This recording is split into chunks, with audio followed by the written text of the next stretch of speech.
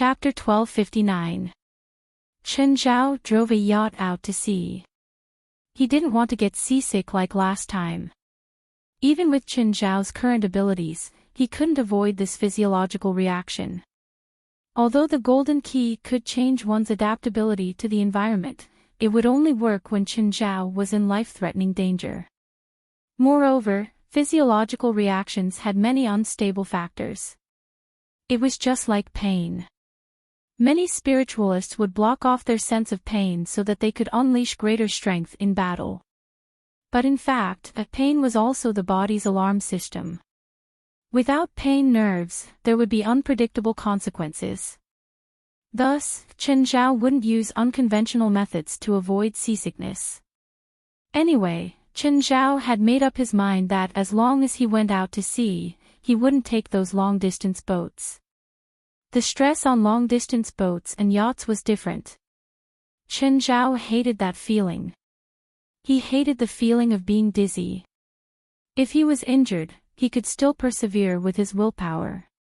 However, there was nothing he could do about seasickness.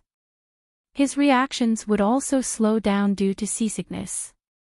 After setting up the navigation, Chen Zhao was free. He lay on the deck and sunbathed. Just then, Gurette called again. "Hey, Chen, have you left yet?" "Yes.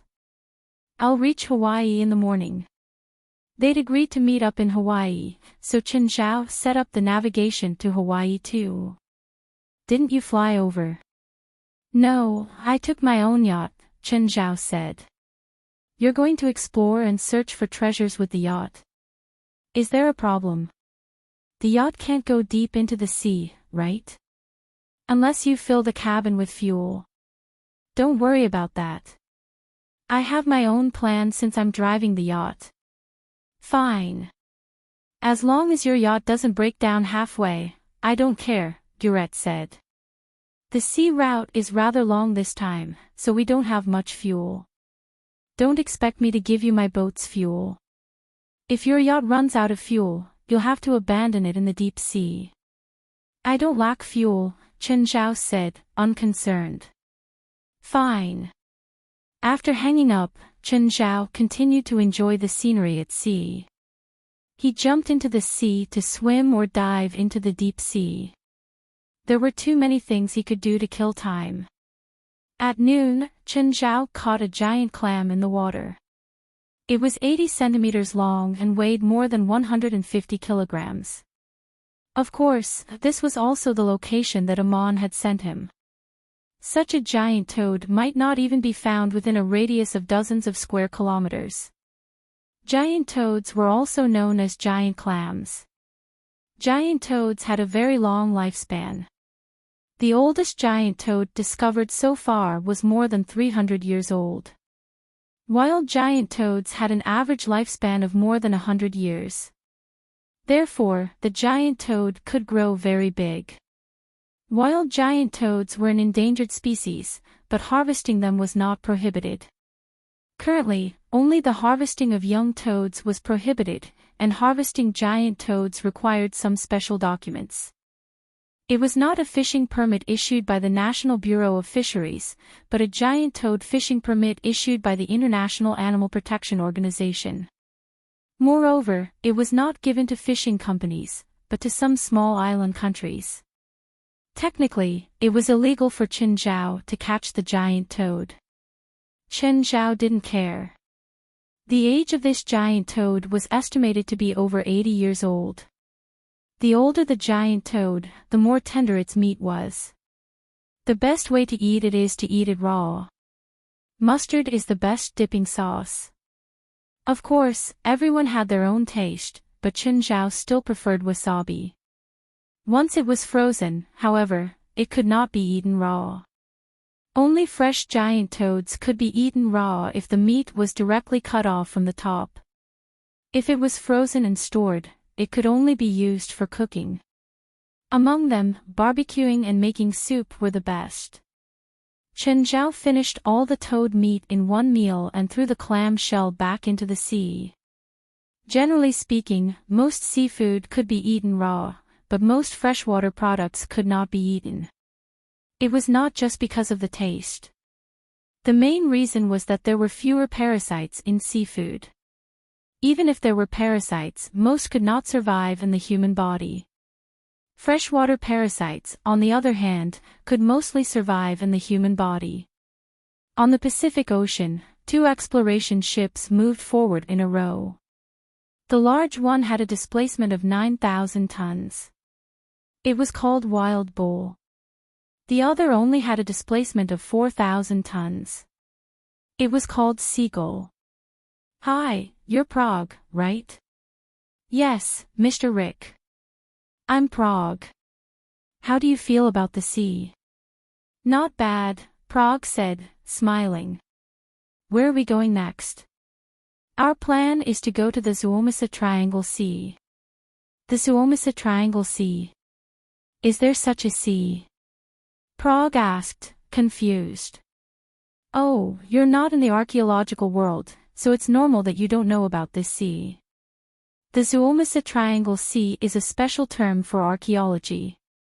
It's actually 1,000 nautical miles southwest of the Hawaiian Islands, close to the Solomon Sea and less than 2,000 kilometers from New Guinea. According to the theory of continental plate movement, the Suomessa Triangle Sea is a fragment of Bethmire Island. It's a fragment thrown away by the continental plate movement.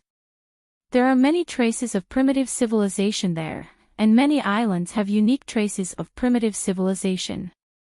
That's why the Suomessa Triangle Sea is also the favorite sea area of primitive civilization archaeologists and explorers. Some of the islands even hide mysterious ruins. Both archaeologists and explorers can only find treasures. Will we encounter natives? Some islands in the Suomessa Islands still have natives, but they're modern natives. They're similar to the natives of New Guinea, but the island we're going to doesn't have any natives. Okay. Prague nodded. It's almost dinner time, Rick said. Let's go in and eat.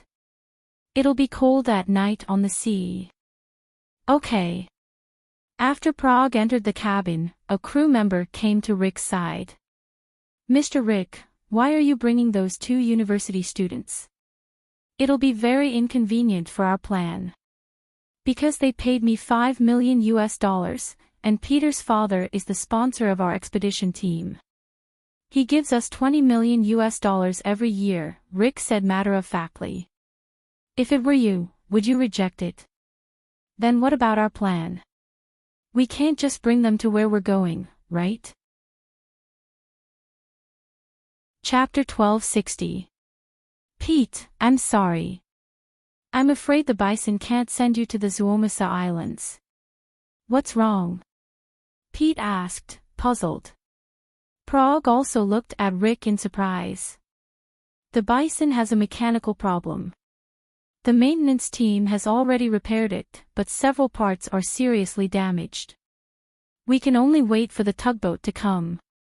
We can't go any further. Then what should we do? I paid, and my father gives you $20 million a year. Are you going to be so irresponsible? Pete was the son of a rich family. His tone and attitude were quite arrogant. He had no respect for Rick. To him, not only Rick, but the entire fleet and the entire expedition team were his family. These expedition members, including Rick, were his family's employees. $20 million. Do you know that it costs at least $50 million a year to maintain the expedition and fleet? $20 million. Do you think $20 million can solve all the problems? Rick didn't spoil Pete at all. And do you know how much wealth I bring to your father every year? Young man, you'd better be more respectful. Your father is not a philanthropist, and I'm not your father's subordinate. We're collaborators. Pete's face suddenly became extremely ugly, especially in front of his girlfriend. You said it. When I go back, I'll tell my father to stop working with you. A cold light flashed in Rick's eyes, but it only flashed for a moment before he hid it. The Pete in front of him was still too young. Or maybe his father had protected him too much in the past, so he didn't understand how much trouble his words and actions would bring him. Okay, send them to the seagull, Rick said indifferently. At the same time, he glanced at his crew. Young Master Peter, please. Wait for me.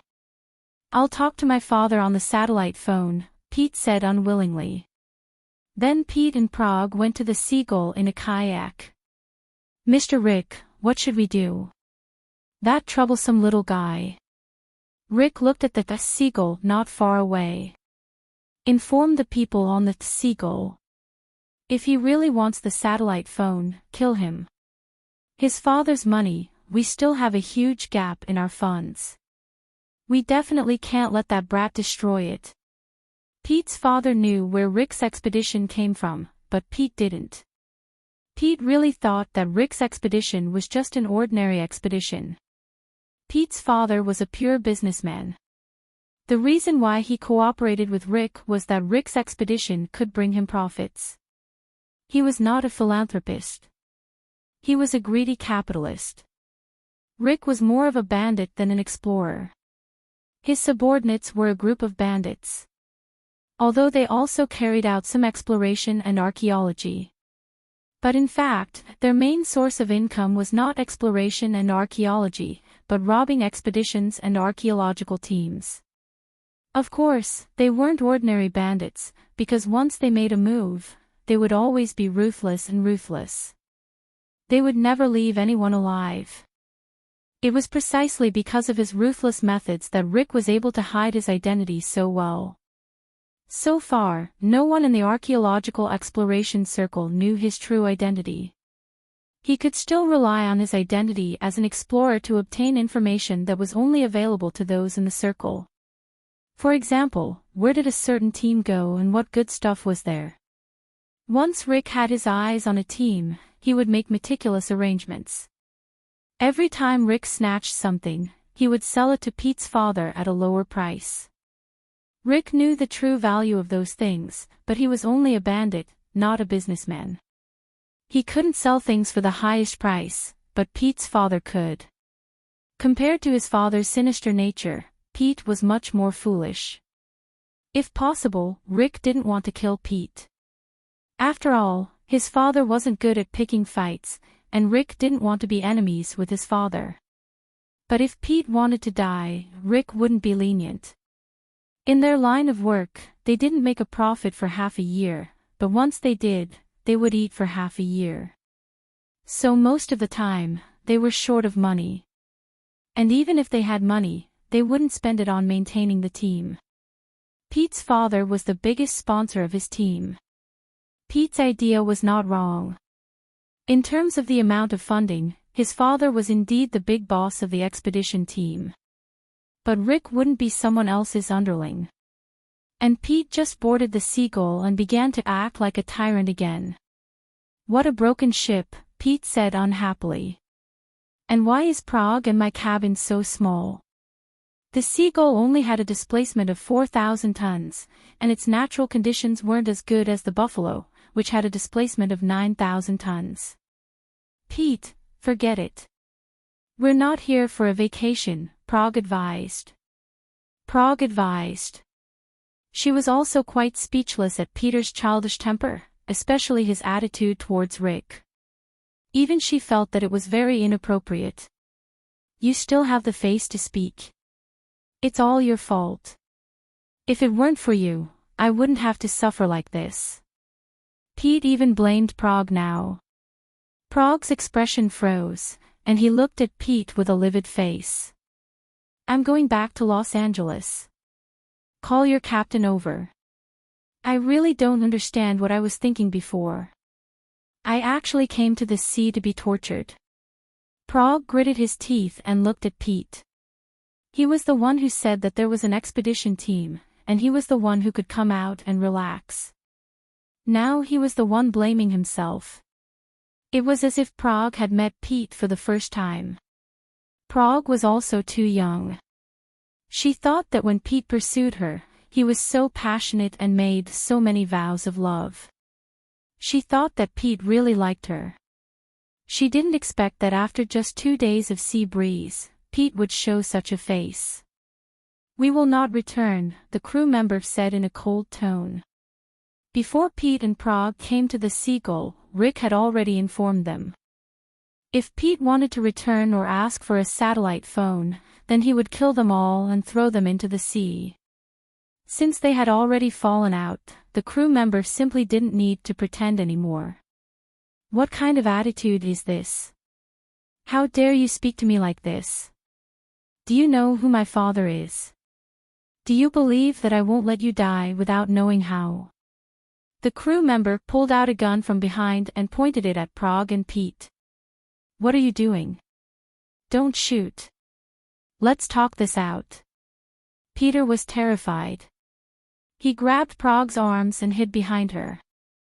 Prague was first frightened by the crew member's actions, but she was even more shocked by Pete's cowardly behavior. Chapter 1261. Captain, his father is not a good person. If we blatantly blackmail him, we will definitely die a horrible death. The crew member looked back at the captain. Prague suddenly seized the opportunity. She picked up the iron bar beside her and heavily smashed the crew member's wrist that was holding the gun. Prague immediately picked up the gun. "Don't move." Pete's face was full of disbelief. He didn't know Prague had such a decisive side. The surrounding crew members saw Prague grab the gun and were somewhat shocked. But they weren't worried. After all, Prague was just a woman. "Miss Prague, you better understand your situation."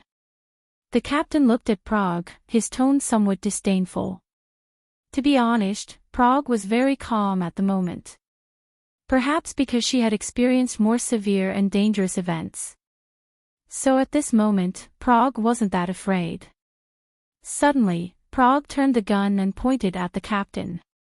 Bang! Prague fired, and the captain fell to the ground. But the gun wasn't fatal. The other crew members immediately wanted to pull out their guns. But at this time, Prague fired several shots. These shots made the crew members dumbfounded. They all covered their heads and fled. Prague turned and ran into the cabin, and Pete quickly followed him. He looked at Prague with shock in his eyes. "Is this the girl in my life?" Just then, another crewman came out of a hatch on the walkway. He heard the noise outside and came out to see what was going on. Just in time to see Prague, he didn't have time to react. Prague had already raised the gun to the crew member's forehead. "Pete, take his gun away." "Oh. Pete quickly searched the crew member's gun. Prague single-handedly held the crew member's neck and used him as a meat shield, slowly retreating.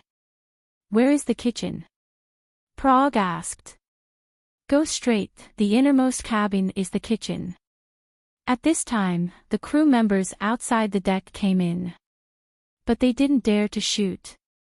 They stared at Prague, Pete, and the kidnapped crew member as they entered the kitchen. As soon as Prague entered the kitchen, he immediately locked the door. This kind of closed cabin door was locked with a wrench. If one side was fastened, then the other side definitely couldn't be opened. This was because ocean-going ships like theirs often had to go to some rough seas, and many times, the waves would come in from the deck. Therefore, many people often use this kind of closed cabin door to block the seawater. But now, Prague was given a chance.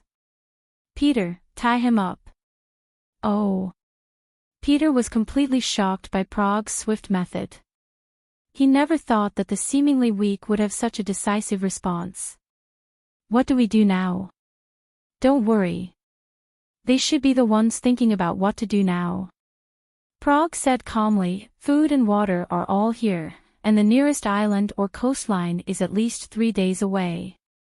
We have enough time to delay them, and 3 days is enough for them to die of thirst at sea."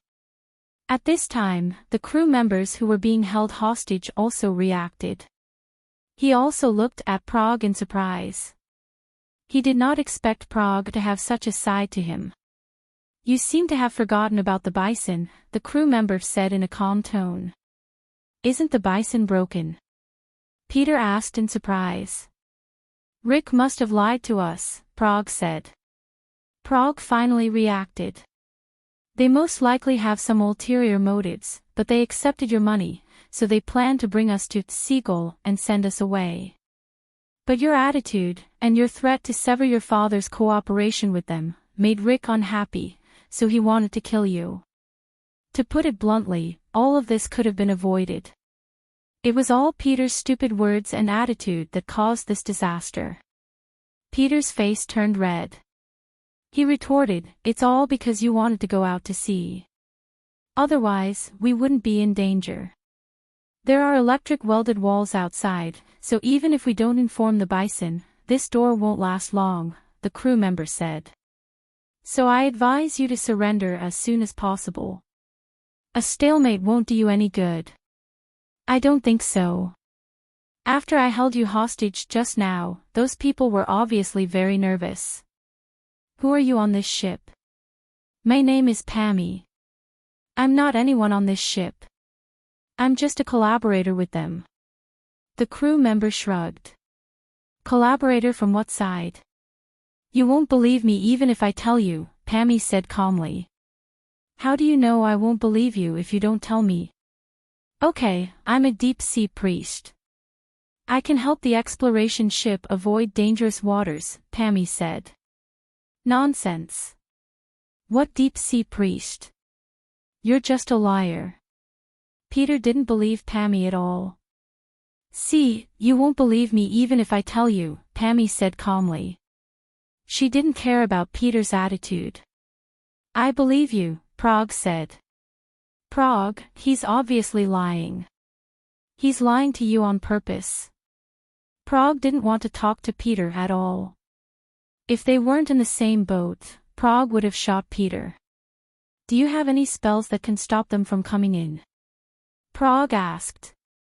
"Why should I help you? You're holding me hostage now." Pammy sneered at Prague. Prague lifted Pammy coldly.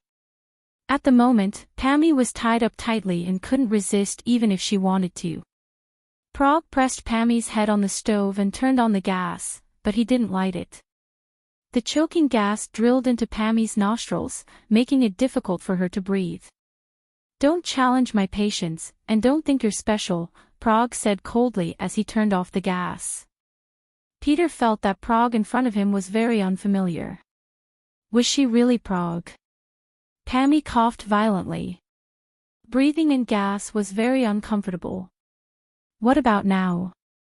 Prague looked at Pammy. "My hands are tied. I can't cast spells," Pammy said. Prague narrowed her eyes at Pammy. She didn't want to let go of Pammy. Especially after knowing that he was a spiritualist, Prague was even more cautious.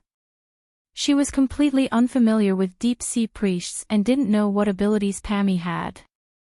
Now that he was tied up, she could still threaten him with a gun. But once she let go of Pammy, she would probably be controlled by him. Just then, there was a sudden hurried knock on the closed door. "Open the door. Open the door.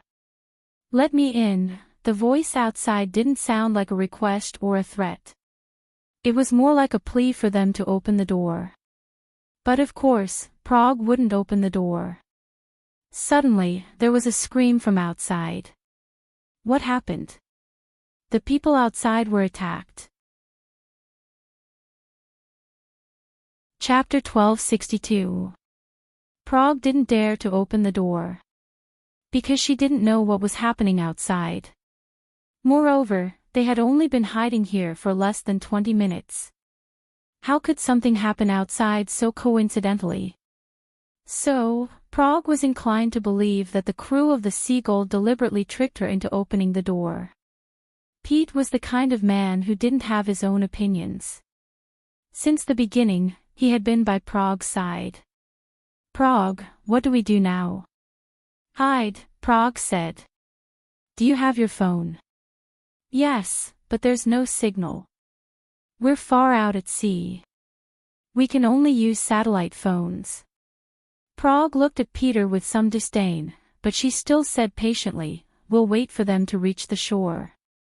They're outside and don't even have food. They might not even make it to the shore. Then we can completely take over the ship. Don't use the phone." Peter nodded. Prague began to wander around the kitchen. There were at least 30 people, enough water and food for 2 months. They wouldn't starve to death even if they hid here for a year. Prague took a piece of bread to replenish her energy. Peter, on the other hand, was in a trance. He had no appetite at all. "Give me some too," Pommy said. Just as Pete was about to take it, Prague stopped Pete. "Just give him the minimum food supply. A little bit a day. That's the only way to ensure our safety." "Why?" "Because he's not an ordinary person." "Do you really believe that he knows magic?" Peter asked in return. "If you don't want to die, you'd better listen to me," Prague said. "Fine." Pommy looked at Prague helplessly. She had to admit that Prague's thinking was meticulous, as if she had received professional training. "Miss Prague, have you received military training?" "No." "Shouldn't ordinary people panic in a situation like this? Also, you're a woman. I've been through more terrifying situations. Compared to that situation, the people on this ship are like obedient children in kindergarten. Have you come into contact with other spiritualists before?" "Yes." Prague nodded. "No wonder you weren't surprised when you found out about my identity." "Prague. What spiritualist?" Peter couldn't understand Prague and Pommy at all. "Nothing." Just then, Pommy started to act up again. "I need to go to the bathroom." "Hold it in." "I can't hold it in anymore." "Then just poop it on your pants," Prague said calmly. She had no intention of helping Pommy at all. Pommy looked at Prague helplessly. He didn't expect Prague to be so cautious. "I promise I won't cause any trouble. Can you untie me?" "No." Prague obviously didn't trust Pommy. After an hour, Pommy finally couldn't hold it in anymore. "I really can't hold it in anymore. Let me go to the bathroom." Previously, it was just a test, but this time, it was for real. "Pete, take him to the toilet."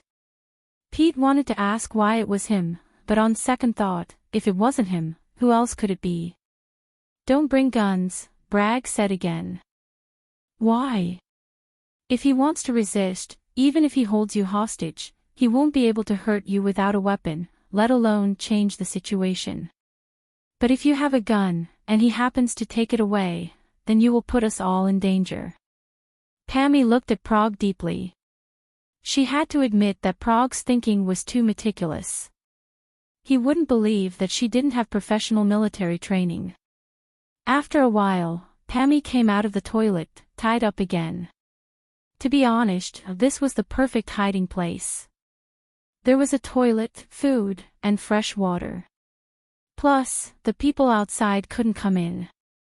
Actually, you don't have to be so cautious.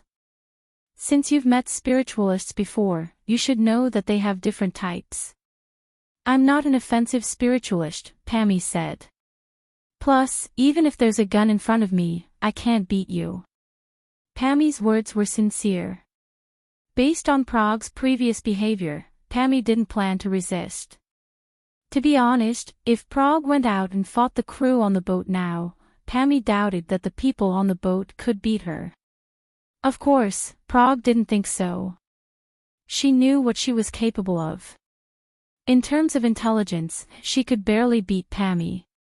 But if she fought with real guns, she would probably be shot into a sieve by the crew outside in one round. The boat was parked outside Hawaii. Chen Zhao didn't dock it at the port. The boat was a medium-sized boat, so it wasn't cheap to dock at the port.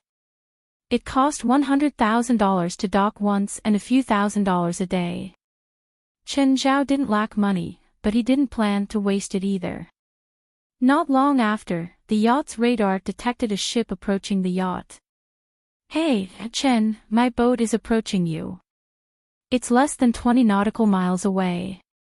Although they'd already agreed, Guret still reminded Chen Zhao when he got closer, in case Chen Zhao thought it was a boat with unknown intentions. Soon, Guret's boat was within sight of Chen Zhao's boat. "Boss, what a big boat. The person on it must be rich. Let's do this, right?" Guret's subordinates were all excited. They could tell that the boat belonged to a rich person. This was also the open sea. For the pirates, it was the best target. "The owner of the boat is our partner this time," Guret said indifferently. "If you don't want to die, you better give up. That person is definitely not someone you can offend." Guret's boat slowly approached the boat and gave Chen Zhao a signal. Chen Zhao waved his hand, gesturing for them to come closer. When they were close, Guret boarded the kayak and came to Chen Zhao's boat. "Hey, Chen, we finally meet again. Okay, can we go now?" Guret nodded and turned around to signal his crew, telling them to start the boat.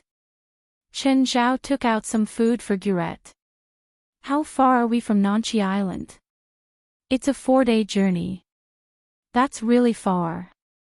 Chen Zhao was already prepared to spend a long time at sea. According to Guret, it would take 8 days to go back and forth. No, it should be 10 days, because it took Chen Zhao a day to get here from Los Angeles. "Why did you drive the boat out?" "It's not convenient to enter the deep sea." "I'm seasick," Chen Zhao said matter-of-factly. "Ah. You're seasick. What's so strange about seasick?" Chapter 1263. During the break, Chen Zhao chased Guret back to his ship. Apart from Guret, no one else was allowed to board his ship. Just because Chen Zhao was working with Guret didn't mean he could accept pirates. These guys looked at his ship weirdly. Who knew if they would steal anything once they boarded his yacht? Guret's subordinates were also very unhappy with Chen Zhao's behavior. "Boss, who does that guy think he is? He's looking down on us." "AG, who cares about his attitude?" Guret glanced at her subordinates. "Just mind your own business." Guret was also unhappy with Chen Zhao's attitude, but they were working together now. She didn't want something small to cause a problem in their cooperation. Whether it was her or Chen Zhao, they both wanted money. Plus, she didn't think she could gain anything from falling out. Showing off her dignity. Changing Chen Zhao's attitude. Guret was very clear about her position. Chen Zhao needed her. And she needed Chen Zhao too. AG looked at Chen Zhao's ship, her eyes filled with greed. How much could this ship be worth? Even if it was sold as a second-hand ship, it could probably fetch tens of millions of dollars. Unfortunately, Guret didn't agree with him at all. In the next 2 days, the pirates watched as Chen Zhao enjoyed good food and wine on the ship not far away. He even jumped into the sea to play. On the other hand, there were only a few dozen of them on the broken ship. This difference in treatment made everyone very dissatisfied. Actually, Chen Zhao was already somewhat bored. It was mainly because of loneliness.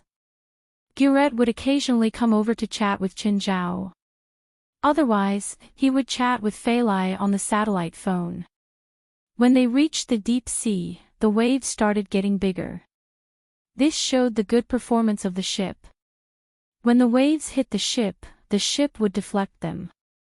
However, if the ship encountered a 20-meter wave, it would be very dangerous. The ship couldn't withstand the impact of such a wave. Only Guret's ship could. Her ship was an ocean-going ship. In this sea, the 10-meter wave was already a threat to Chen Zhao's ship. Chen Zhao had to release his little world to protect his ship. Chen Zhao earned money by going out to sea to search for treasures. If he didn't earn any money and lost his ship, he couldn't accept it. Gu had been standing on the deck of the pirate ship for the past 2 days, staring at the yacht. Why didn't the yacht capsize? Gu had always hoped that the waves in this area could capsize the yacht. Then, the Asian would need to ask for help from their pirate ship, and they would be able to reject him and not let him board the ship. At that moment, another huge wave came crashing over. The bow of the pirate ship tilted down and passed through the waves. However, the huge waves directly drenched the people on the deck. AG wiped the seawater off his face and looked at Chen Zhao's yacht. However, to his disappointment, the waves suddenly weakened after reaching Chen Zhao's yacht. Damn it, such a big wave. Why did it weaken after walking for a few dozen meters? Gu became more and more dissatisfied. His jealousy had already twisted him. Suddenly, Gu saw a ship amidst the waves ahead. "Boss, there's a ship ahead," Ajur immediately reported to Guret. "What ship?" "I don't know." "Signaling." "No response, and I don't see anyone on the deck," Agar said. "Search for the nearby radio channels."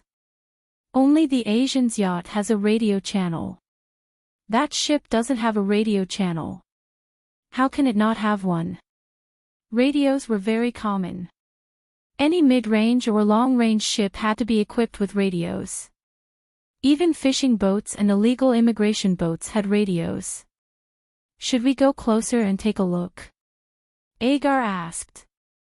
Usually, according to the international rules, when one received a distress signal, they had to go and rescue if the conditions allowed. Such a ship stopped in this turbulent sea, and there was no radio signal. It was very likely that something had happened to the ship. Of course, they were pirates and wouldn't go and rescue people.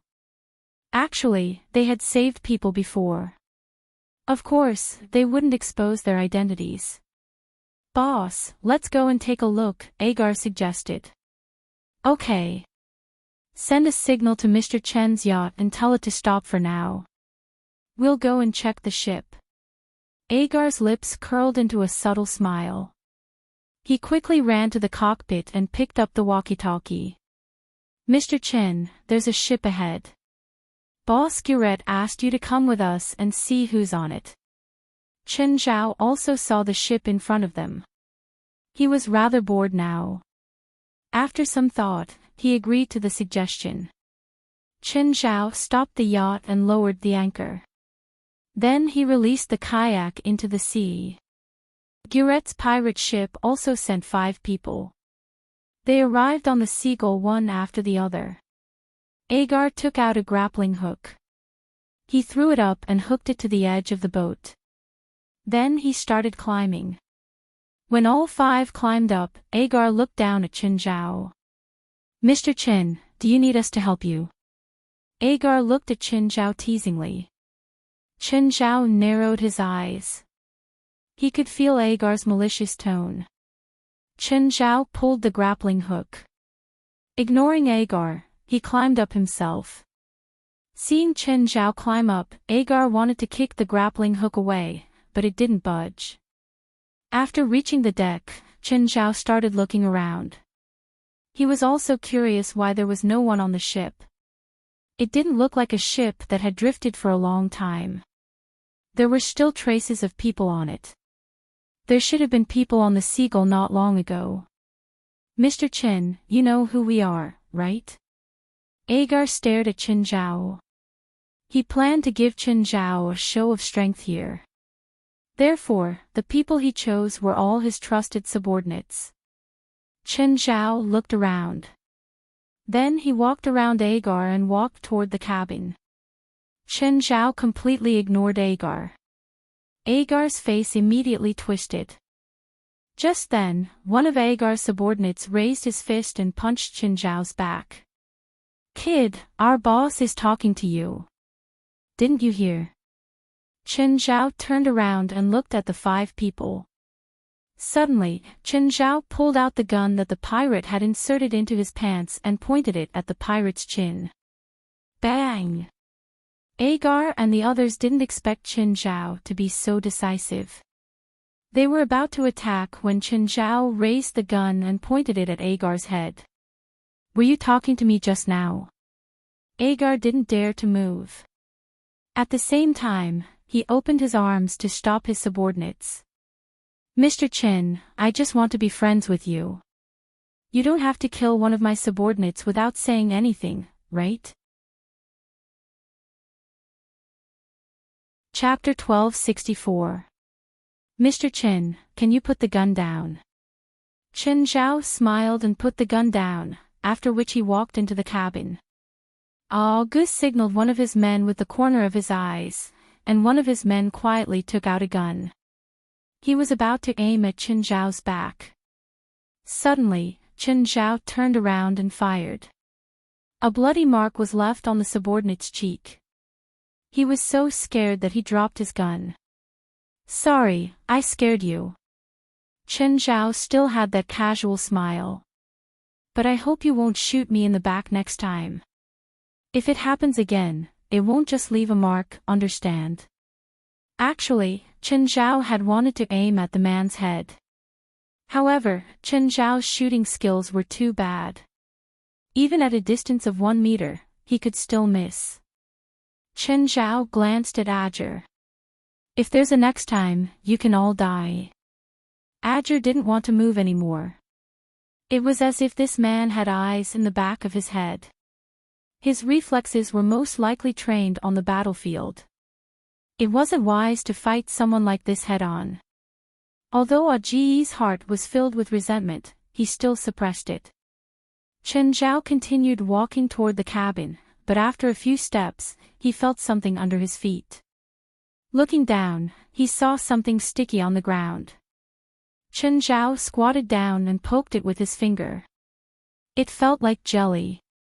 Agar and his subordinates really wanted to pull out their guns now. But thinking about Chen Zhao's reflexes, they gave up on the idea. This man wasn't easy to mess with. They had to find another opportunity. After a few more steps, Chen Zhao saw blood and claw marks on the wall. It looked like someone had struggled here. Their fingers had scratched the metal floor and left bloody marks. But there wasn't much blood. They came to the end of the corridor. Chen Zhao could feel someone's voice inside. Chen Zhao tried to turn the wheel that sealed the cabin door. It seemed to be locked. Chen Zhao pulled the wheel off and opened the metal door. Instantly, 2 guns were pointed at Chen Zhao. Chen Zhao looked into the cabin. It was the kitchen. There were 3 people inside. Chen Zhao even knew one of them. It was Prague. "Prague, you dare to point a gun at me?" Prague quickly put down his gun and was surprised. "Mr. Chen. Why are you here?" "I went out to play and found that there was no one on this ship, so I came up to take a look." "I still want to ask you, why are you here?" "Prague, do you know him?" Peter asked, puzzled. "Put down the gun if you don't want to die." "They have guns." "Nobody can be trusted here," Peter said. "He'll kill you," said Bragg. Just then, Gu and the others finally raised their guns. They felt that their chance had arrived. Pete raised his gun from the front and they pointed it at Chen from the back. They didn't believe that Chen Zhao could survive in this situation. Pete didn't expect the 4 people behind Chen Zhao to raise their guns. He wasn't pointing at himself, but at Chen Zhao.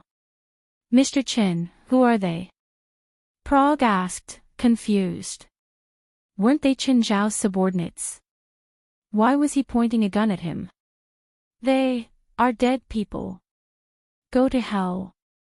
Gu fired first. Chen Zhao twisted his neck. The bullet brushed past his face and he dodged it by a hair's breadth. You shouldn't be so close," Chen Zhao said indifferently. Chen Zhao suddenly pulled out his gun and fired 3 consecutive shots at an extremely fast speed. Bang, bang, bang, 3 of Ge's subordinates died at the same time. At such a close distance, Chen Zhao wouldn't miss no matter how bad his shooting skills were. Ge's expression was somewhat stiff. Chen.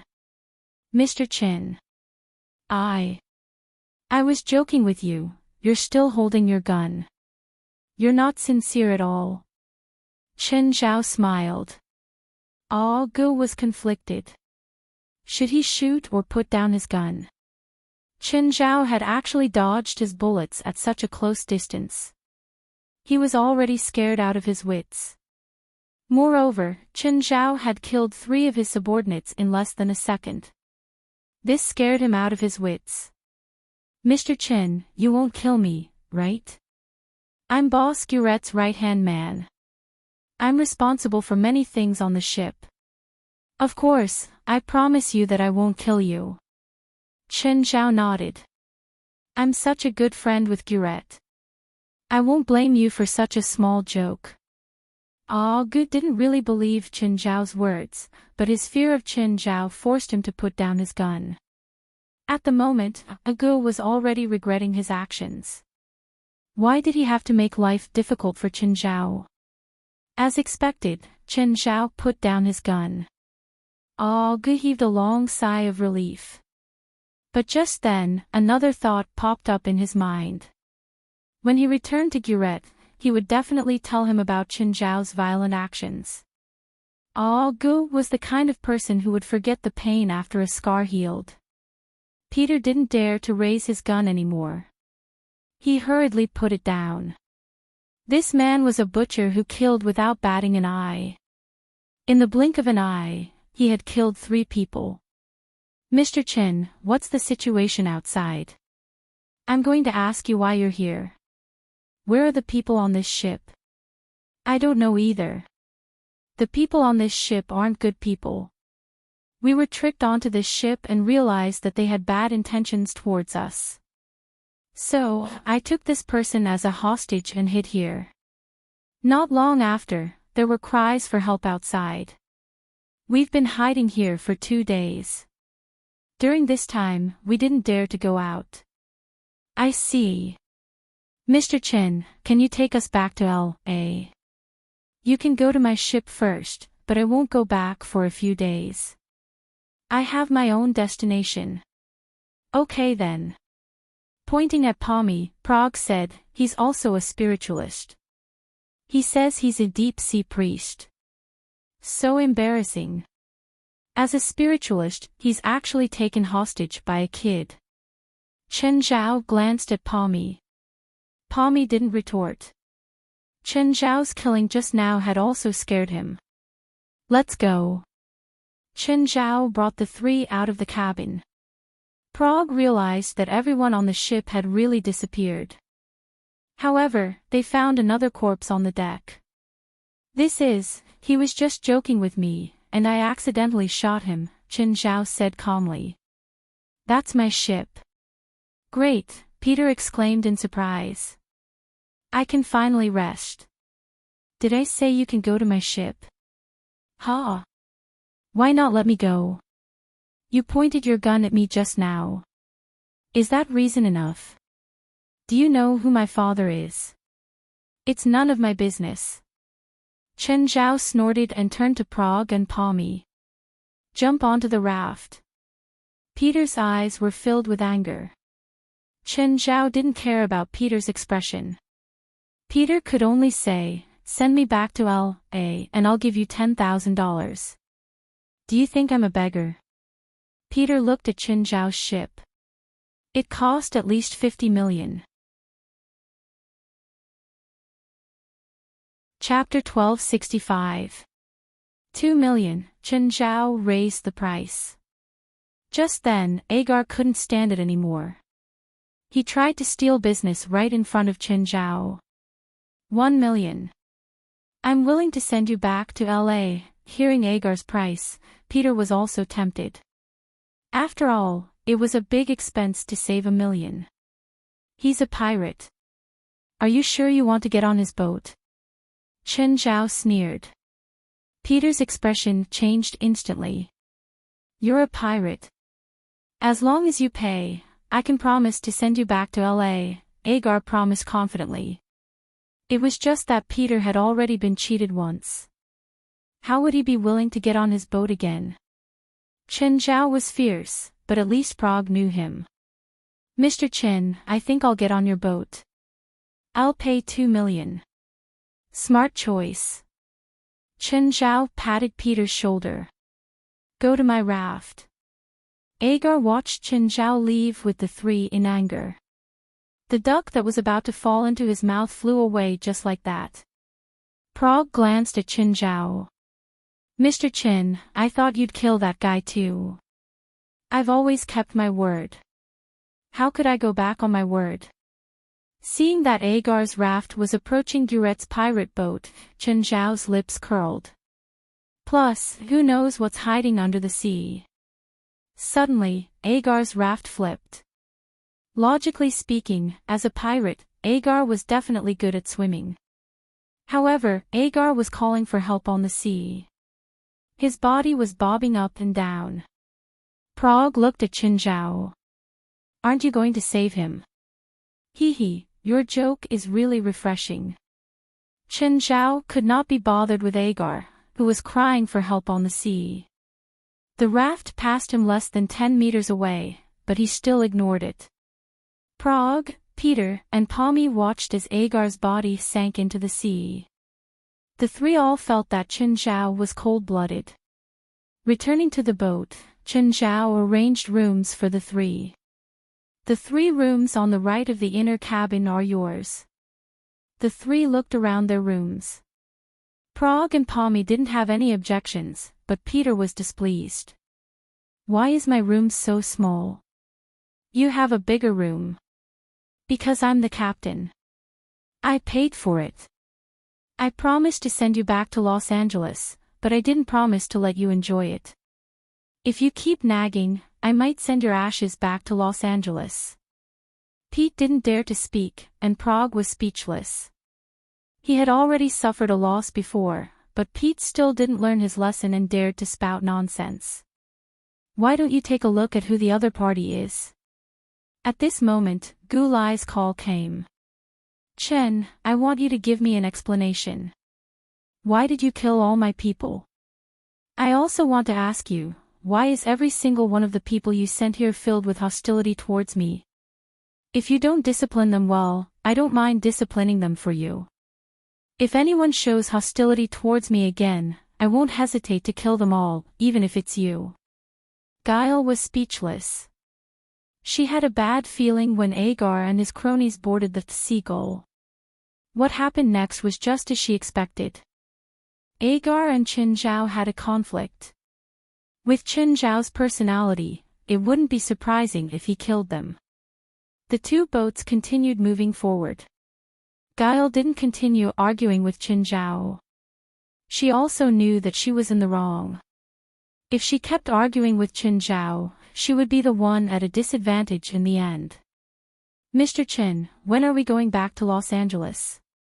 Pete was unhappy with Chen Zhao, but he still suppressed his dissatisfaction. At least, he didn't want to anger Chen Zhao again. I still have something to do. I'll add another $1 million.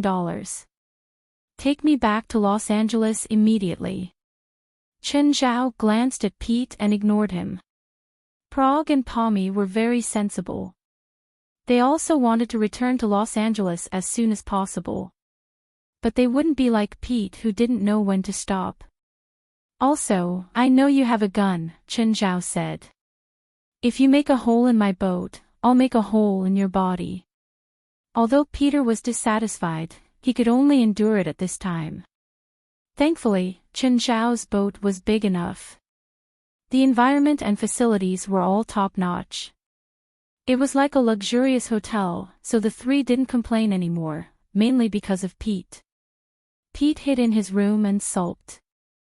On the other hand, Chen Zhao was lying on the sun chair in his boxers, enjoying the sea breeze.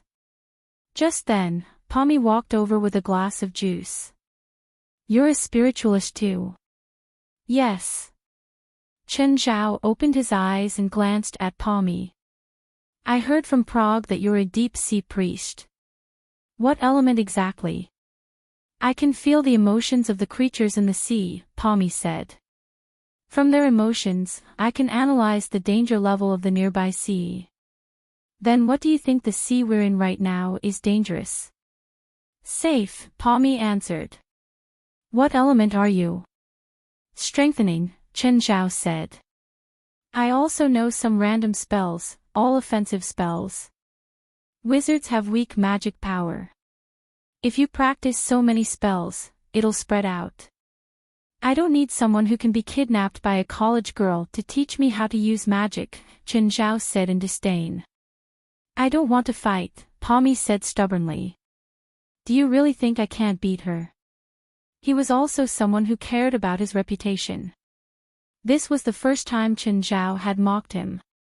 He was afraid of Chen Zhao's methods and didn't dare to talk back. Now, he basically understood Chen Zhao, so he wasn't as afraid of Chen Zhao as before. Oh, then show me. I'm not a monkey.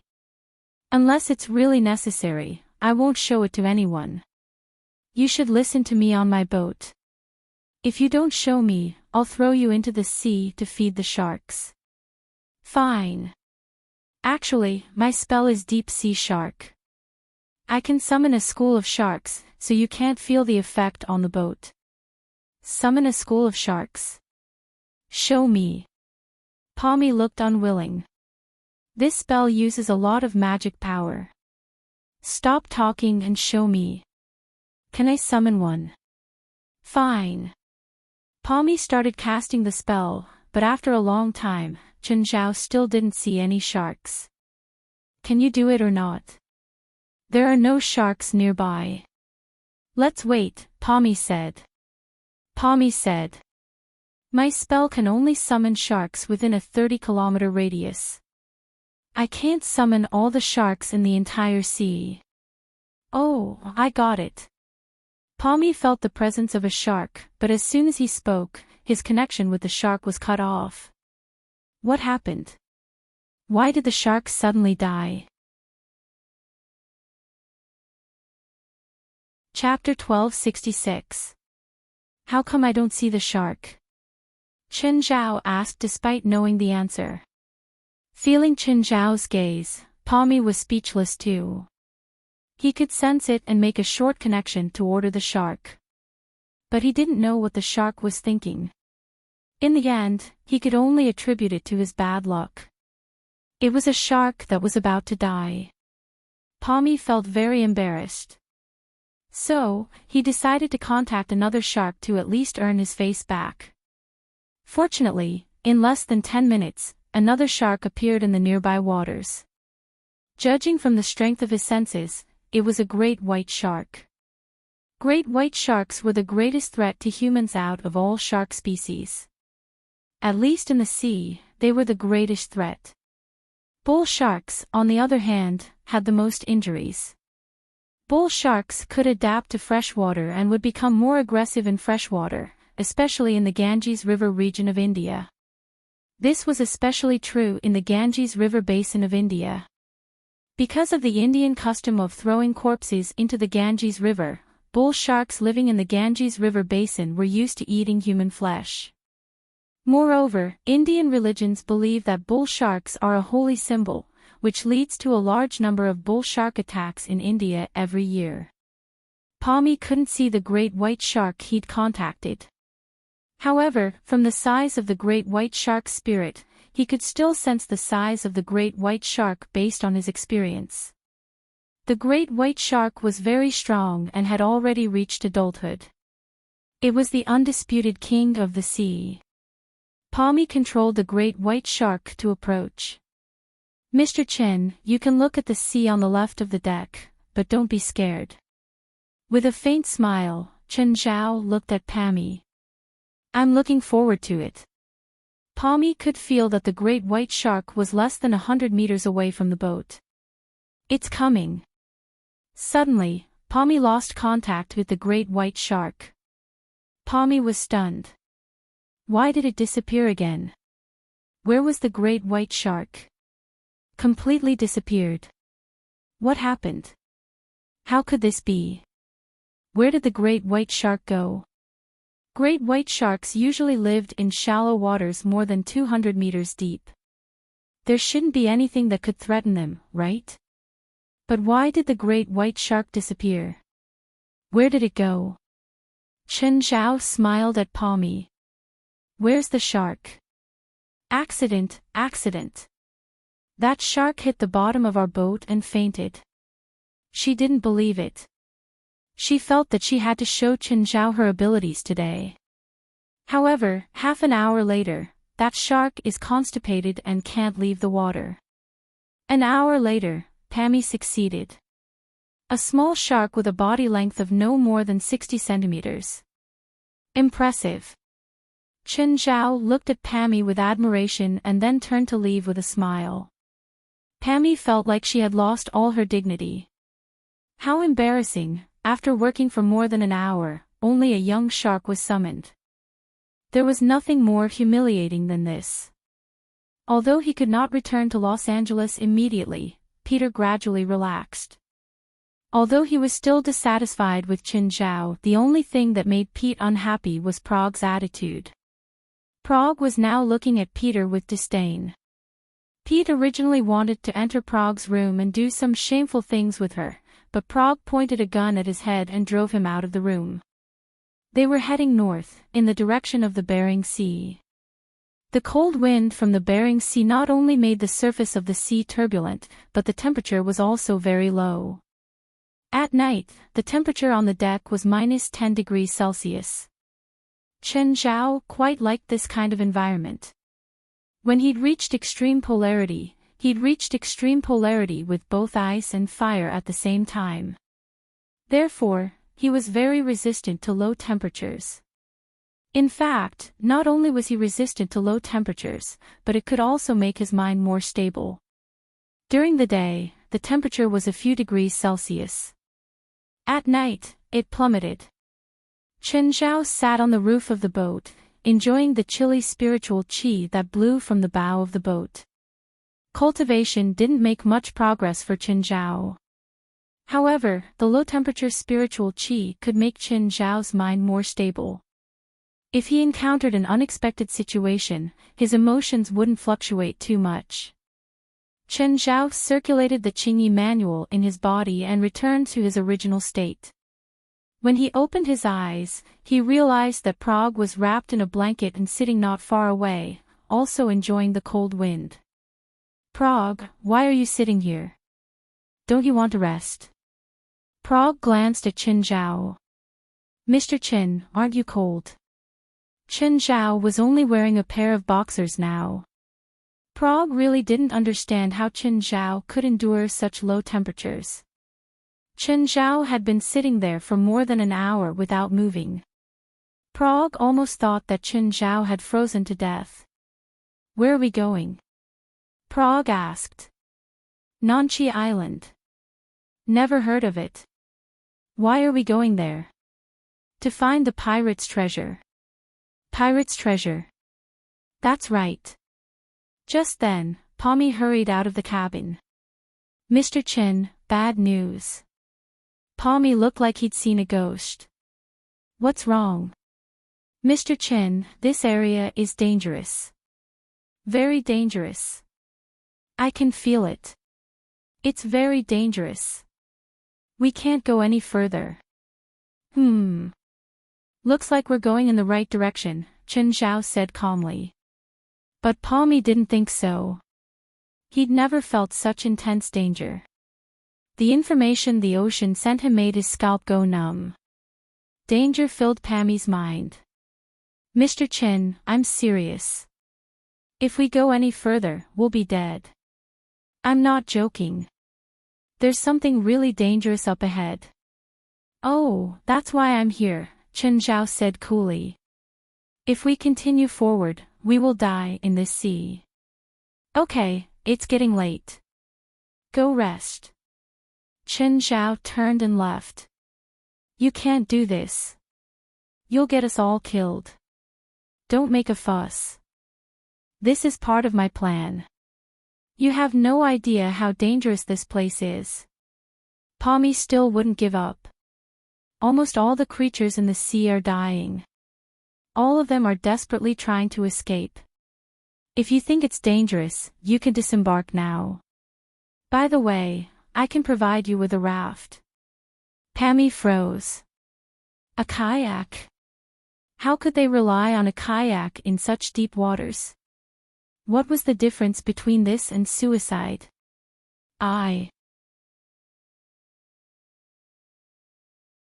Chapter 1267. The boat stopped. The boat in front has stopped. Pommy suddenly exclaimed in surprise, Mr. Chin, they've also discovered the problem. They're leaving. Chin Zhao was also confused. He didn't know why Gurette's boat had stopped now.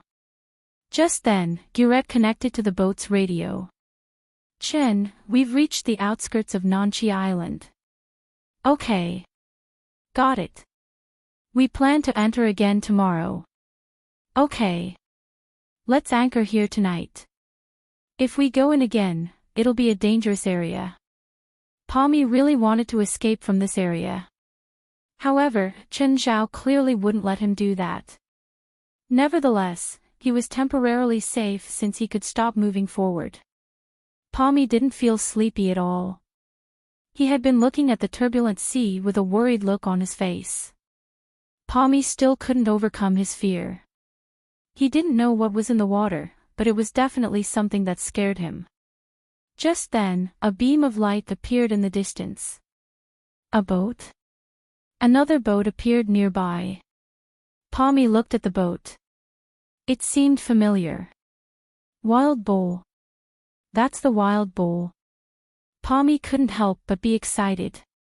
He didn't expect the Wild Bull to come here. If he could return to the Wild Bull, he would be safe. Mr. Rick, there are 2 boats in front of us. They're about 10 nautical miles away. Rick picked up his binoculars. After looking for a long time, he was confused. How come one of them is a yacht? Contact the 2 boats, Rick said. Yes. One of the ocean-going boats replied that they're here for research. The other yacht replied automatically and refused to let us get close. Any unauthorized approach will be considered a threat. Rick frowned. Can you tell who they are? The so-called research boat has many bullet holes and explosion marks. It's covered up, but it's clearly a pirate ship. I can't tell what's going on with the other yacht. Pirates.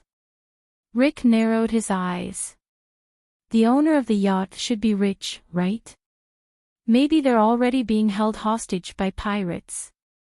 A pirate ship and a yacht. The combination was too abrupt. It was hard to connect them together. He couldn't help but think that the yacht was being held hostage. Get closer, Rick ordered. Get closer. But, aren't they pirates? So what if they're pirates? Do you think we're honest people? Rick's eyes shone with greed. Since we've met, we naturally want a share. They were all bandits, it was just that they hung out in different places. Rick did not think that he would cower in the face of pirates. Take out all your weapons. Rick said, tell them that we're out of fuel and food. Ask them to supply us with some. Boss, they're approaching us. Gurette had also noticed the bison approaching. Gurette's face was extremely cold as he stared at the wild bull. Anyone who could appear here was definitely not an honest person. He was like this, and so were others. Take out your weapons. As soon as they get close, we'll start fighting. Gurette's attitude was unyielding. Seeing that the bison was getting closer and closer, the waves suddenly became bigger. The waves in this area began to grow larger. The pirate ship began to move up and down, and so did the bison.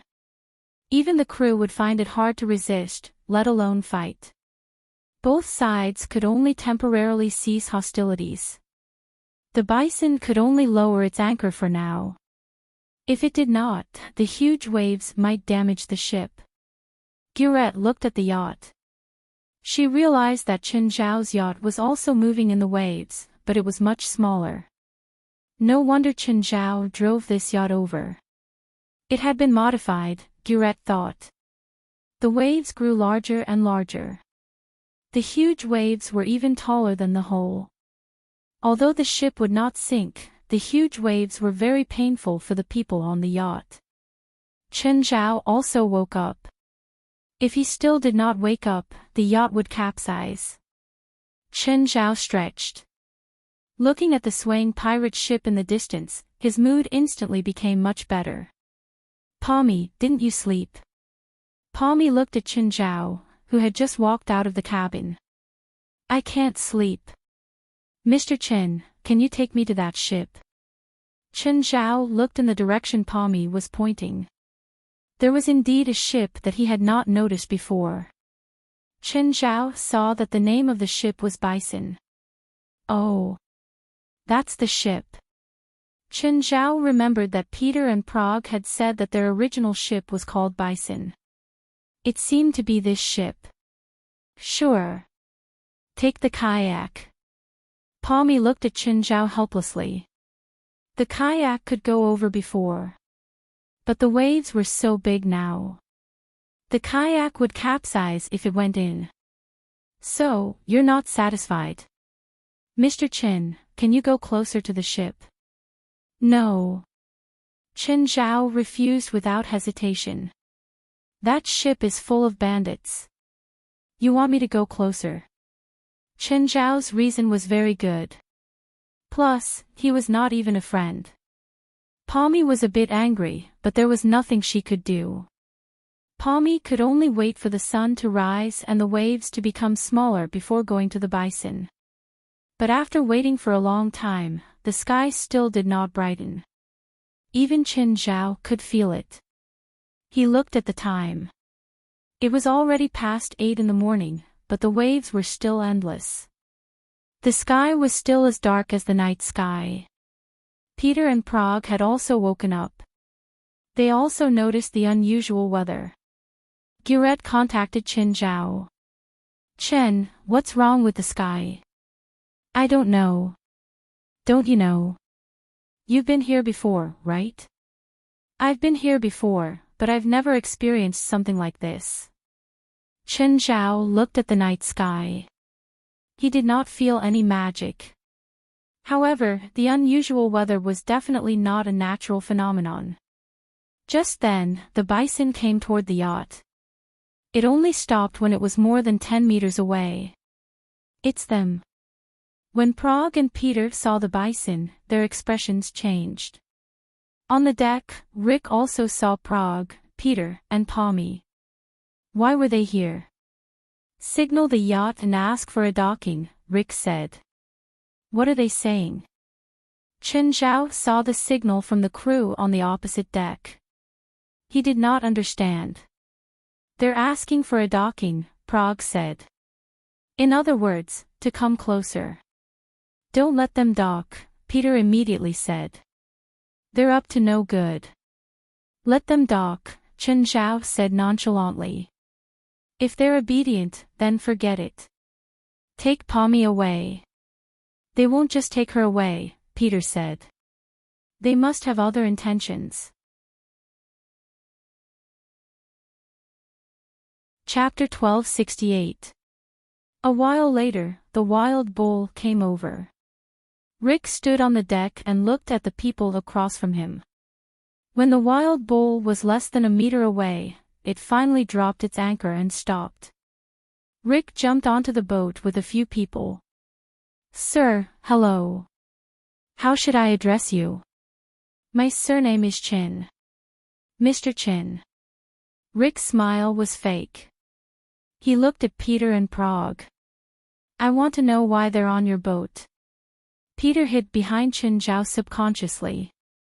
Chen Zhao looked at Rick calmly. "It's none of your business. Take Pammy and leave my boat. Other than Pammy, I want the two of them to leave with me too." "What if I refuse?" Chen Zhao asked. Rick sneered. Do you think you have the right to refuse? Rick's men raised their guns and pointed at Qin Zhao. Suddenly, a huge wave crashed toward them. The boat heaved up and down, but Qin Zhao stood firmly on the spot. But Rick and his men couldn't stand still anymore. Qin Zhao suddenly moved. His fingers pierced through Rick's men's chests and pulled them to the sides. Blood splattered all over the deck. Another man tried to resist, but Qin Zhao punched him. The man's head exploded like a watermelon. Fire! Fire! Qin Zhao attacked again. He raised his leg and kicked the man who couldn't stand still in the first place in the stomach. His body fell into the sea like a piece of rag. Qin Zhao grabbed the fourth man's shoulder and his neck with his other hand. He pulled hard and the fourth man's body was torn from the shoulder to the neck. He didn't die immediately and was still wailing. When the ship stabilized again, Rick was the only one left. The 4 subordinates he had brought had all died tragically in Qin Zhao's hands. Pammy and Peter stared at Qin Zhao, dumbfounded. They'd never seen such a bloody way of killing before. Mr. Qin. I think there's some misunderstanding. No, there's no misunderstanding. Qin Zhao looked at the people on the wild bull. The people on the other side also saw Qin Zhao's killing. Qin Zhao suddenly jumped onto the wild bull. The people on the deck of the bison immediately attacked Qin Zhao. An arrow shot toward Qin Zhao. Qin Zhao caught it and tossed it back. A person died a horrible death. Then, he grabbed the face of the person closest to him and pressed it against the ground. Blood splattered everywhere. In a few moments, the 4 people on the deck were all dead. Qin Zhao charged into the cabin. Screams rose and fell in the cabin. Occasionally, 1 or 2 severed limbs would be thrown out. Only a few minutes had passed from beginning to end. When Qin Zhao walked out of the cabin, he was covered in blood.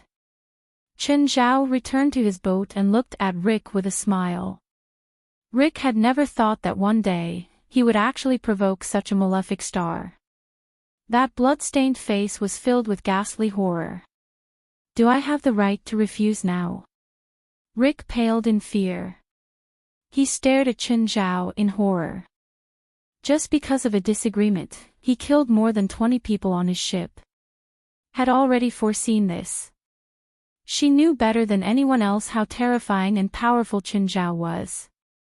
In this battle, Qin Zhao didn't even use 1/10 of his strength. But Pete and Pammy were different. To them, this level was enough to scare them to death.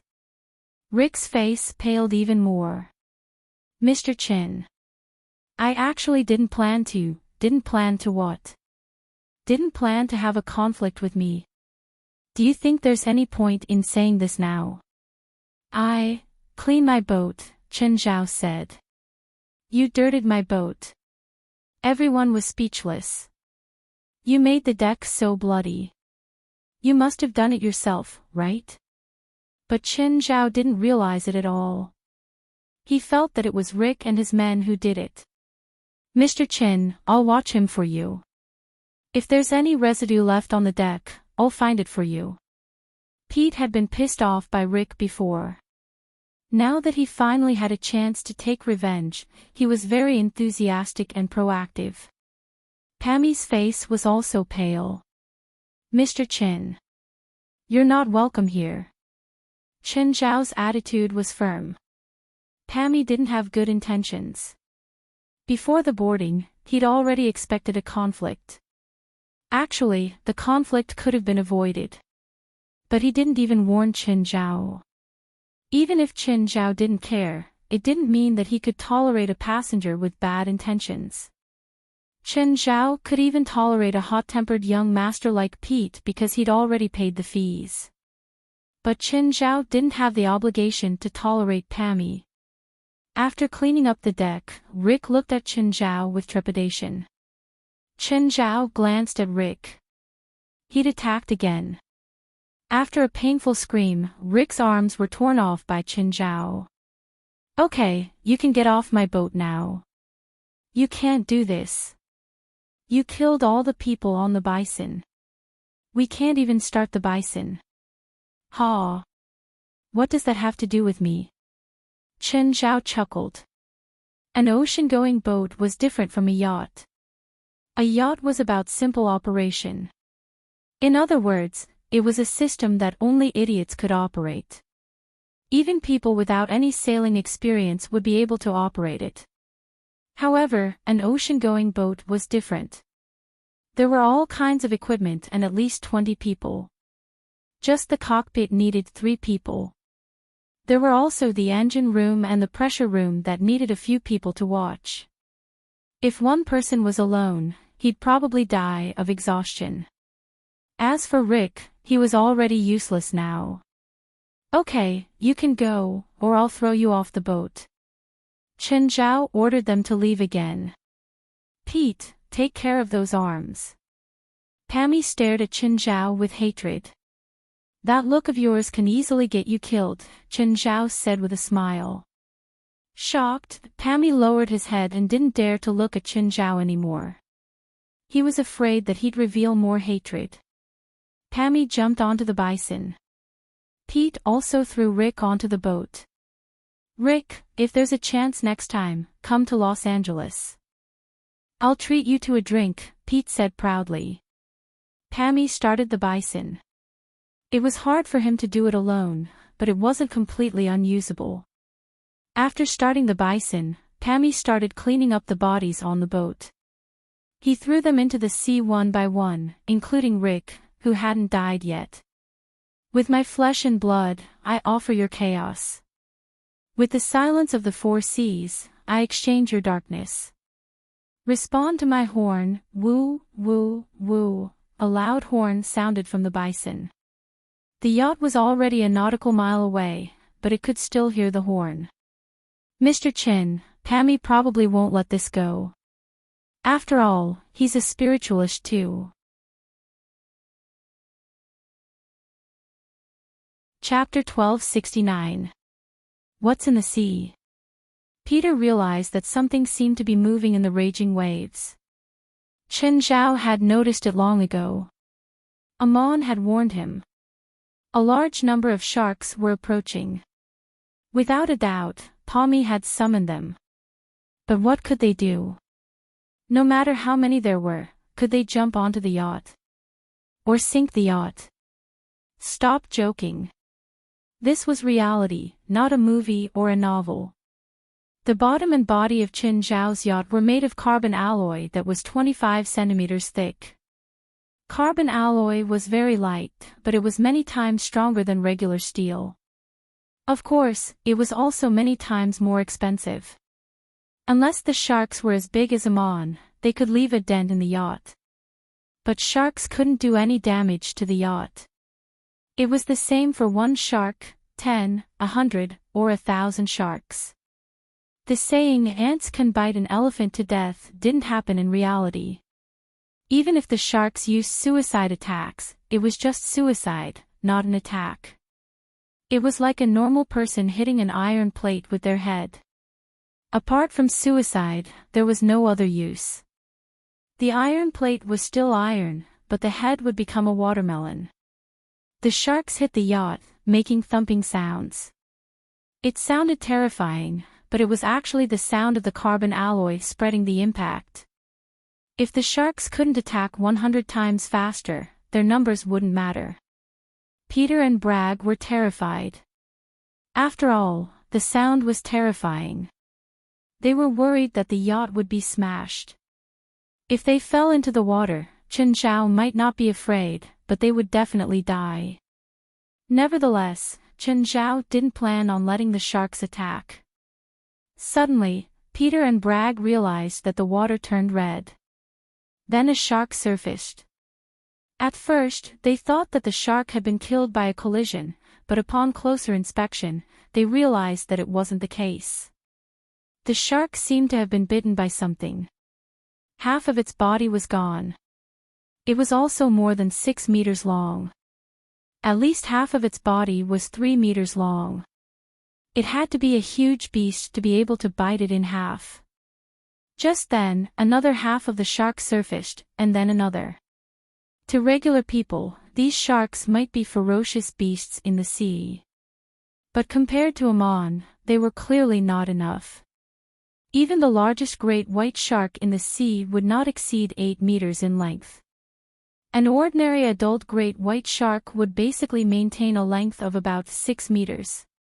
It weighed about 3 tons, while an adult killer whale could reach a length of 10 meters and weigh more than 10 tons. Amon's body length reached 75 meters and his weight was 800 tons. Every time Amon grew up, he would gain a lot of weight. After all, normal creatures wouldn't just grow in length. If it only had length, then it would be a snake. For the giant beasts in the ocean, the bigger they grew, the bigger their bodies became. Not only did Amon's body grow in length and weight, but he was also gradually revealing his demonic form. Chen Zhao didn't even dare to let Amon appear before ordinary people. Amon was fighting with a school of sharks in the sea. Amon's lethality towards them was fatal. Basically, a single bite, a sweep of his tail, or a collision with his body would be fatal. But the shark couldn't even break Amon's skin. Now, Amon's skin was as hard as diamond. Even a large caliber gun might not be able to penetrate his skin. There was more than one halberd growing out of his back. There were also many bone spurs growing out of his back, as if they were inlaid with pieces of blades. Within a 1-kilometer radius, there were hundreds of shark corpses floating. The entire sea had turned red. Shock was written all over Bragg and Peter's faces. The pirates on Guret's ship were also shocked. "Boss. What? What's going on?" Guret pointed at the yacht in the distance. "The owner of that yacht did it." "Him? How did he do it?" "His pet is in the water," Guret said. "This is why I'm working with him. Don't get into conflict with him, especially at sea, because you won't even have a place to run." To be honest, even Chen Zhao was surprised by Palmy's magic. Actually, Palmy's magic was already very good. It even exceeded Chen Zhao's expectations. If the target was someone else, perhaps Palmy's magic could create a massacre. "Master, we've killed all the sharks. Catch up with that ship and kill that man." In the past, Amon couldn't do anything to those large ocean-going ships either. Ocean-going ships were all made of 80-centimeter stainless steel. In the past, Amon would be in the same situation as the sharks against Chen Zhao's yacht. But it was different now. Amon was a huge piece of iron now. An 800-ton iron block could smash anything into pieces. Perhaps an aircraft carrier couldn't be destroyed, but a medium-sized ocean-going ship could be smashed by Amon with just one hit. Palmy sensed that the sharks he'd summoned were disappearing one by one. This took him by surprise. He guessed that it was probably Chen Zhao's doing. Chen Zhao was also a spiritualist. Although he said that he was a strengthening magician, he also said that he knew many types of magic. Coupled with the fact that the summoned sharks had mysteriously disappeared when he had shown him the magic earlier, Linley had no idea what was going on. Palmy's feeling grew stronger. It was definitely Chen Zhao's doing. Palmy somewhat regretted his recklessness. Suddenly, Palmy saw a black shadow coming from the sea. That black shadow was very big, and it was very fast. But because it was more than 10 meters underwater, Palmy couldn't see clearly. The bad feeling grew stronger. Boom! The huge impact threw Palmy 3 meters away. Then the ship started tilting. Palmy hurriedly grabbed onto the protrusion. He couldn't stop the ship from tilting at all. There was nothing he could do. Just then, he saw the black shadow again. It wasn't as long as the bison, but it was still shockingly huge. As the shadow approached the sea, Palmy finally saw it clearly. What was that? A killer whale. Could a killer whale grow so scary? The thing in the water looked like a combination of certain things. Apart from a huge sword that looked like a blade, there was also a row of blade-like bone spikes. On both sides of the huge mouth, there were two exposed bones that looked like ivory. On its black back, there were faint golden patterns. Pommy had never seen such a creature before. Chapter 1270. Chen, I don't know what's wrong with the sky. It's not bright at all. We can't wait anymore. Let's go to Nanchi Island now. Guret contacted Chen Zhao and told him the plan. Just then, an aurora appeared in the night sky. The dazzling aurora was intoxicating. Everyone who saw it opened their mouths. Chen Zhao also looked up at the aurora. It was his first time seeing one. He had to admit that the aurora was too beautiful. It was filled with mystery and unknown beauty. But Chen Zhao couldn't help but wonder. Theoretically, this place was still some distance from the Bering Sea. It was a warm and cold sea, so there shouldn't be such an abnormal aurora. The two boats approached Nanchi Island. Nanchi Island wasn't on the common map or navigation. It was an undeveloped and undiscovered island. There were more than 30,000 islands in the Pacific Ocean. The total area of the islands was 4 million square kilometers, which was almost half the size of China. Many newly discovered islands would be added every year. Many islands had magical natural phenomena. Just like Nanchi Island, there were many islands that were submerged in the water for half of the year. The reason why it would sink into the water was because the island was in a very low position. Secondly, the Earth's crust was very active. There were many islands that could dive. There were islands like this off the coast of China. Volcanoes were active at the bottom of the sea and erupted periodically. Every time a volcano erupted, the Earth's crust would move, causing the nearby land plates to shift. After sailing for an hour, Chen Zhao finally saw the outline of Nanchi Island. Just then, Chen Zhao felt something approaching the boat. It wasn't a mon. Then, the boat shook. A huge tentacle reached out from the sea and circled around the deck. The suction cups on the tentacle grabbed the boat tightly. The tentacle was more than 1 meter in diameter and more than 30 meters long. Peter and Prague were both frightened by the tentacle. Peter screamed, "Help! North Sea monster!" We've encountered a North Sea monster. Some scholars believed that the North Sea monster in ancient Greek mythology was a deep-sea giant cuttlefish. This was common knowledge. Suddenly, the tentacle's suction cups loosened. Because a mon had already arrived and bit the tentacle's body in half. This monster was not a giant squid, but an octopus. A super large octopus. Chen Zhao sensed that the octopus's body and tentacles were at least 50 meters long. Amon liked the taste very much. At least, Amon didn't eat a single bite of the sharks from before. But this octopus, Amon swallowed half of its body in one gulp. However, this kind of mollusk was not dead. Even though half of its body was bitten off, it was still not completely dead. Several huge tentacles wrapped tightly around Amon. Amon jumped out of the water. At this moment, Prague and Pete finally saw Amon's true body. Both of them opened their mouths wide and looked at Amon in disbelief. The pirates on the ancient ship also had faces full of disbelief. What was that? Guret, on the other hand, frowned. Compared to the first time he met Amon, Amon's appearance had changed a lot. Back then, Amon was huge, but not to this extent. Furthermore, its appearance was that of a true killer whale. But at this moment, Amon was completely in the form of a monster. Mr. Chin. What is that? Monster. Monster. There's a monster in the water. Let's run, Chen Zhao glanced at Pete disapprovingly. However, before they could get close to Nanqi Island, they saw a warship. More accurately, it was a piece of scrap metal. The warship was upside down and pierced into the water.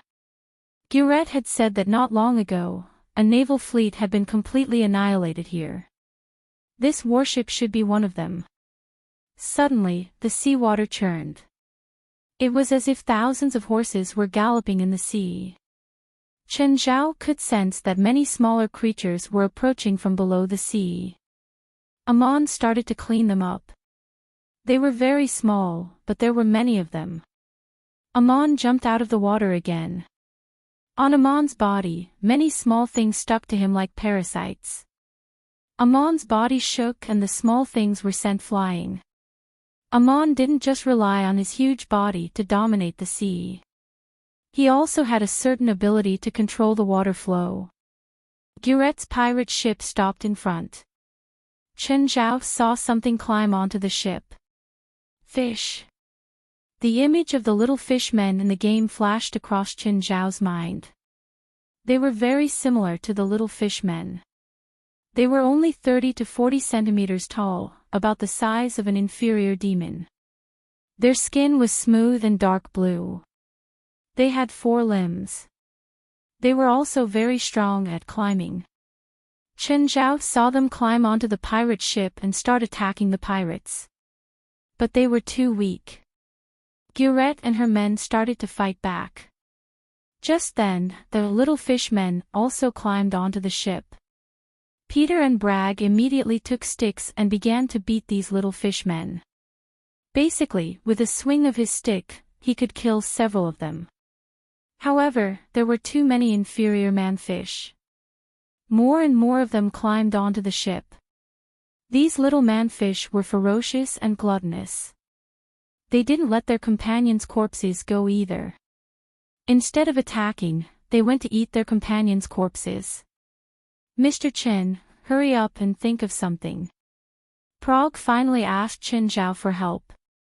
Chen Zhao stood where he was, rubbing his chin in thought.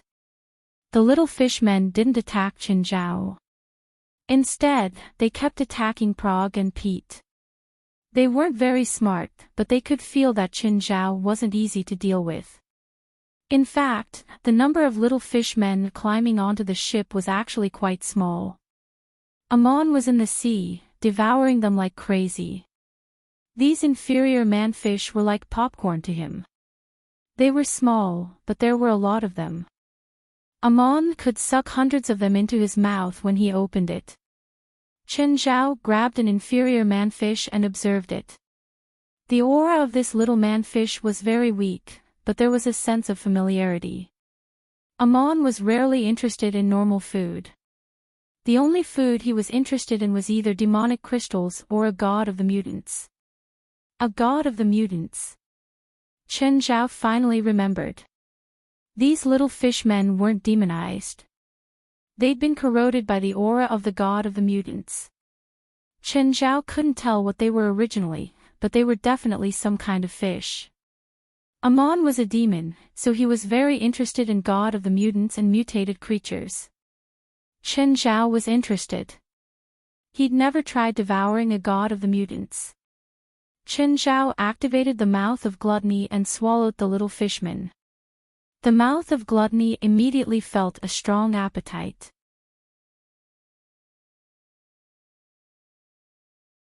Chapter 1271. Peter and Prague were already exhausted. They were all complaining inside, wondering why Chen Zhao wasn't attacking yet. Seeing that it was about time, Chen Zhao squatted down and pressed his hands on the deck. Instantly, electricity was released. Peter and Prague were the first to scream. The strong electricity numbed their bodies first, causing them to fall to the ground. At the same time, all the fishmen on the deck were electrocuted too. Nevertheless, Chen Zhao's control of the voltage was still very accurate. It could numb Peter and Prague, but it wasn't fatal. It did a lot of damage to the fishmen. Their size meant their resistance to electricity. Many inferior manfish were killed on the spot, and some passed out from the electric shock. The two only felt like they were electrocuted for a moment. They quickly climbed back up. What just happened? Peter still didn't understand. Prague knew. She'd seen Chen Zhao control lightning and electricity before, so she wasn't surprised by this attack. Chen Zhao looked at his right palm. It was indeed inconvenient without lightning storm. His individual power was already strong enough, but his range was very limited. The demon god cannon could be considered a medium to small range attack. It was powerful, but its range was still very limited. Its accuracy couldn't compare to lightning storm either. It wasn't hard to create pure damage. Especially if it had a large area of effect, it could be done with some explosives. With Chen Zhao's current connections and power, it really wasn't hard to get these things. But the problem was that if he threw these things out, he would be affected too. Therefore, other than large-scale damage, he also needed enough accuracy. Lightning Storm was the most perfect AoE skill to use. It covered a wide range, was accurate, controlled, and had decent damage. It basically matched Chen Zhao's 4 requirements for AoE attacks. If he had to point out a flaw, it would be the limitations of its usage. It could only be used in the headquarters. It could only be used for defense. It couldn't be used as an attack. For example, if Chen Zhao had Lightning Storm, the battle would be much easier. But Chen Zhao didn't have it. He couldn't help it. On the pirate ship, Gurette and her subordinates were even better than Chen Zhao's. Gurette had many people and a lot of heavy firepower. The fishmen that had climbed onto the pirate ship had already been cleaned up. Moreover, they were still attacking the surface of the sea, throwing grenades into the water. Meanwhile, on Chen Zhao's yacht, the mermen started climbing up again. Chen Zhao was also helpless about this situation. Unless Chen Zhao ignored Prague and Peter's lives and kept using the Eye of the Thunder. Chen Zhao could kill Rick and the other bandits, but Chen Zhao might kill the two of them because of that. Up until now, Chen Zhao had never killed an innocent person. He didn't even think that he had to kill an annoying young master like Peter. You two step back. Leave the rest to me, Chen Zhao said. Prague retreated decisively while Peter looked at him in confusion. Shouldn't the more people, the better? Suddenly, Peter saw Chen Zhao's feet float off the deck. Breaking free from gravity. Peter widened his eyes and stared at Chen Zhao in shock. What was going on? Suddenly, Peter remembered that Prague had mentioned that Chen Zhao was a spiritualist. And then there was the inexplicable electric shock just now. Everything was proving Chen Zhao's true identity. Dark magma started spreading around Chen Zhao. Peter stared at Chen Zhao in shock. Chen Zhao flew a few meters into the air. Then he tilted forward and landed on the water.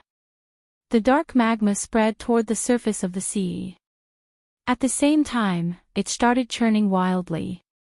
All the mermen that approached the yacht were instantly minced. Chen Zhao shouted at Peter and Prague, "Start the yacht. Go forward." Not daring to delay, the two hurriedly started the yacht.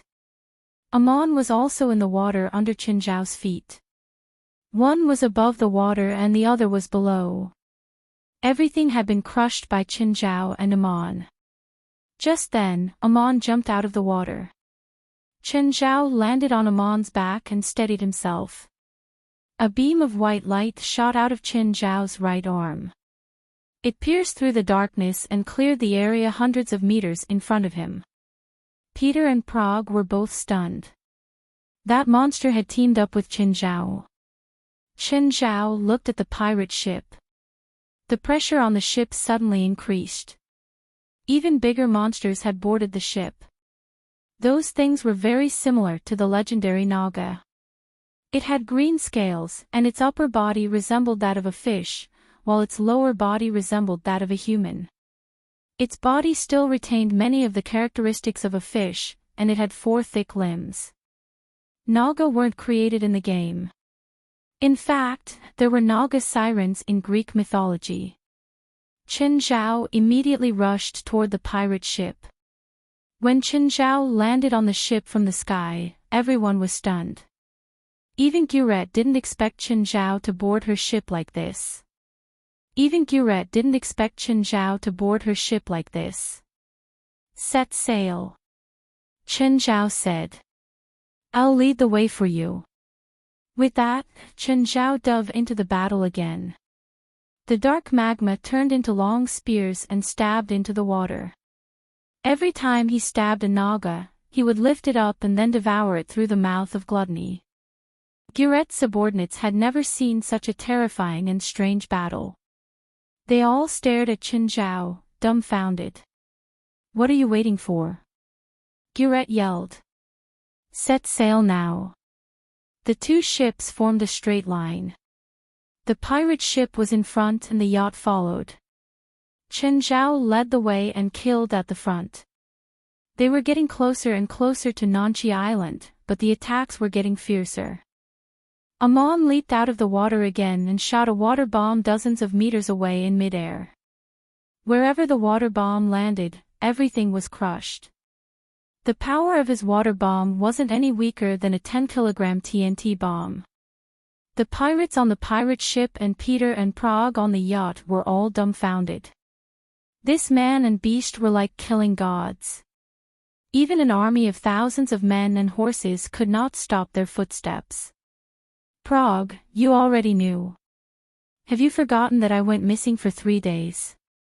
Our paranormal society accidentally intruded into his territory and witnessed him and his men fighting a group of demons. You haven't seen a real demon with your own eyes, so you can't imagine how scary he is. Chen Zhao's eyes hardened. He suddenly remembered. Even if the small mermen and Naga could defeat the Navy fleet, they wouldn't be able to keep the ships on the sea.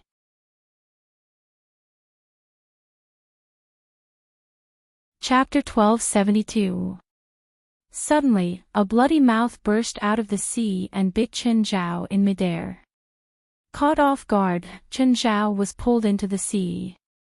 Everyone turned pale with fright when they saw this scene. They didn't expect Chen Zhao, who had been so powerful just a moment ago, to fall into such a trap. What was that thing that just rushed out of the sea?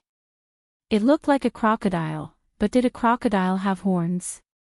Also, wasn't that body a little bigger? The bloody mouth above the water was more than 10 meters wide. Even Chen Zhao wouldn't be able to escape after being bitten by that thing, right? But not long after, the giant crocodile surfaced, and its upper jaw was completely broken. Chen Zhao was standing on the crocodile's mouth. He looked unscathed, and his eyes scanned the surroundings vigilantly. Just then, more crocodiles appeared around them. Not 3 to 5, not 30 to 50, there were hundreds of them. These crocodiles didn't just attack Chen Zhao. They also attacked the pirate ships and yachts. The pirate ship was fine. The pirates were armed, and their heavy firepower could barely kill 1 or 2 giant crocodiles. However, Peter and Prague on the yacht could do nothing. The yacht was knocked off course. Chen Zhao immediately rushed to the yacht. He saw that the bottom of the yacht was dented and damaged. Heartbroken, Chen Zhao immediately grabbed Peter and Prague. He lifted them into the air and threw them onto the pirate ship. The yacht had been severely damaged under the attack of the crocodiles. Chen Zhao was infuriated. The purpose of this trip was to look for treasures, but before he could earn any money, he had lost a yacht. Of course, Chen Zhao did not blame Guret. This was because Guret had reminded him many times before he left. This time, Chen Zhao and Guret were working together.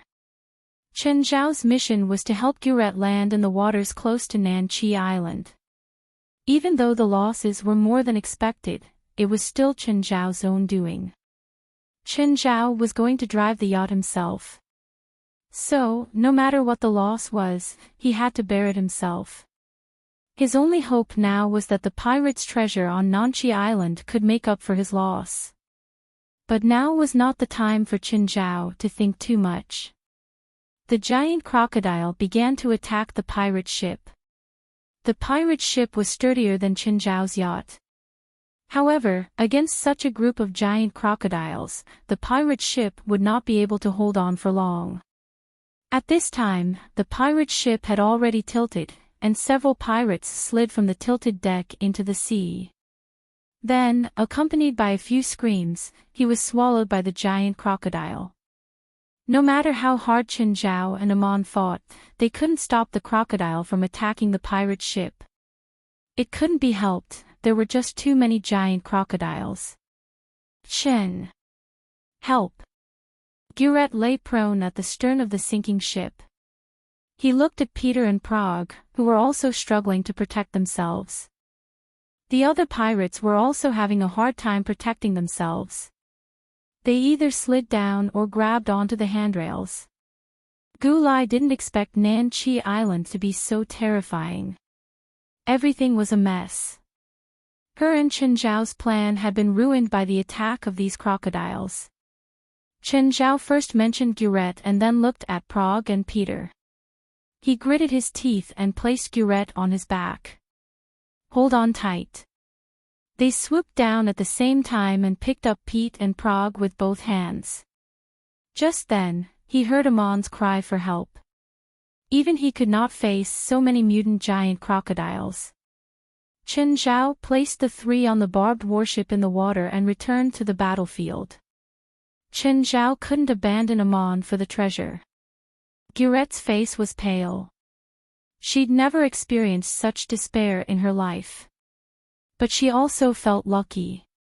If not for Qin Zhao, she would be dead for sure. Looking at her pirate ship and her subordinates, Guret sighed. She'd watched her subordinates die and her pirate ship sink, but there was nothing she could do. Prague and Peter were also scared. If not for Qin Zhao's help, they would definitely be eaten by the crocodiles. These crocodiles were much bigger than the sharks from before. Every one of them was more than 20 meters long. Their mouths, in particular, were ridiculously large. It was no wonder that Amon couldn't beat them. If there were only a dozen, Amon could crush them in all aspects. But it wasn't just a dozen, but hundreds. But with Qin Zhao's participation, Amon's pressure was greatly reduced. Amon, you're in charge of devouring these monsters, Qin Zhao said. There was definitely a mutant god hidden on Nanchi Island, and this mutant god was definitely much stronger than the fallen source. After all, the fallen source couldn't create so many mutant monsters. This was like an army. In ancient times, it could definitely sweep through the world. Of course, if Amon could eat as much as he wanted, these mutant monsters would also be great nourishment. Of course, Amon didn't eat them all. He only devoured the mutant power in them. Once the mutant monsters were killed, Amon would immediately charge forward and devour them with power. Qin Zhao was so focused on killing that the entire sea turned blood red. At this moment, Guret, Peter, and Prague, who were nestled at the stern of the warship, were all dumbfounded as they watched this scene. Especially Peter.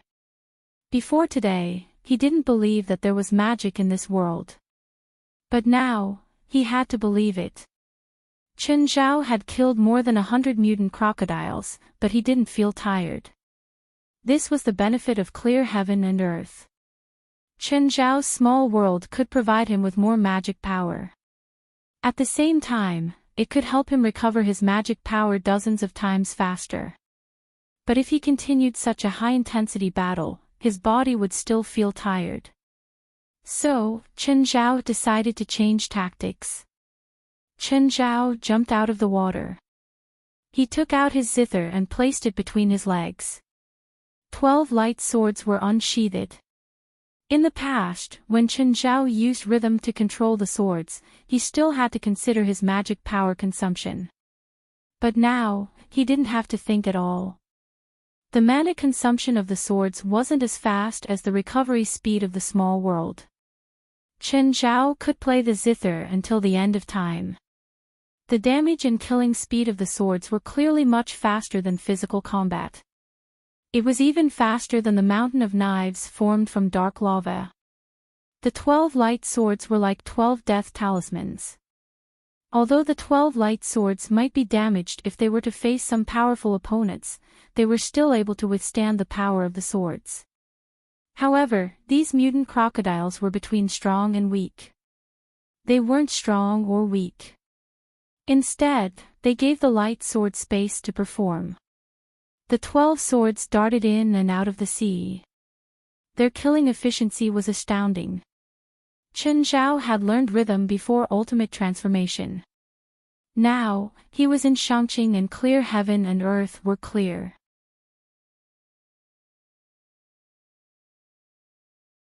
Chapter 1273.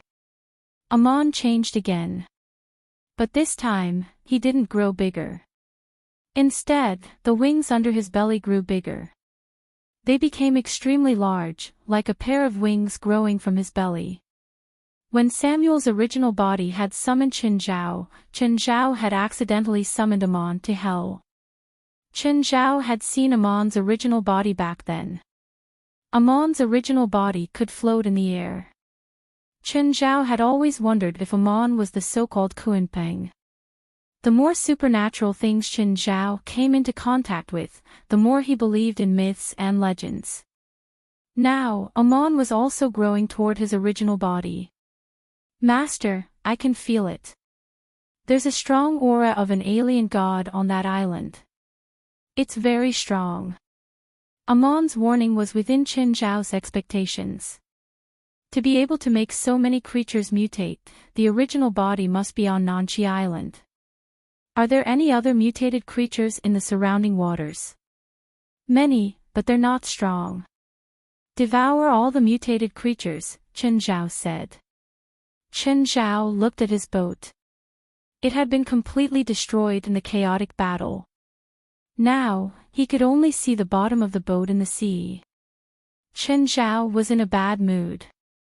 He had to go to Nanqi Island to find the treasure. Now, Chen Zhao was invincible. He would kill whoever dared to stop him from finding the treasure. Chen Zhao went to the back of the boat. Because it wasn't big, Peter, Prague, and Gurette didn't even have space to move. Gurette, get on my back first. Carrying Gurette and Peter and Prague, Chen Zhao flew to Nanqi Island. Mr. Chen. You're Superman, right? Peter looked at Chen Zhao with bright eyes. Chen Zhao was in a bad mood. He wasn't in the mood to answer Peter's question. Gurette, it's up to you now. Chen Zhao had saved Gurette not only because they knew each other and could be considered friends, but also because Gurette was the key to this treasure hunt. She was the only person who had been to Nanqi Island. She'd said before that she and the original owner of the island, the big-bellied pirate family, were a bit pretentious. So, if Chen Zhao wanted to find the family's treasure, he could only rely on Gurette. Chen, are there monsters on the island? Yes, I can feel the aura of monsters. There are many and they're very strong. Chen Zhao didn't hide it.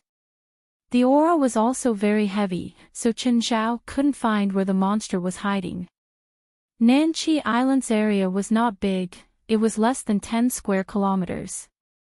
It wasn't even as big as Chen Zhao's private land at Mirror Lake. Nanqi Island's terrain was relatively simple.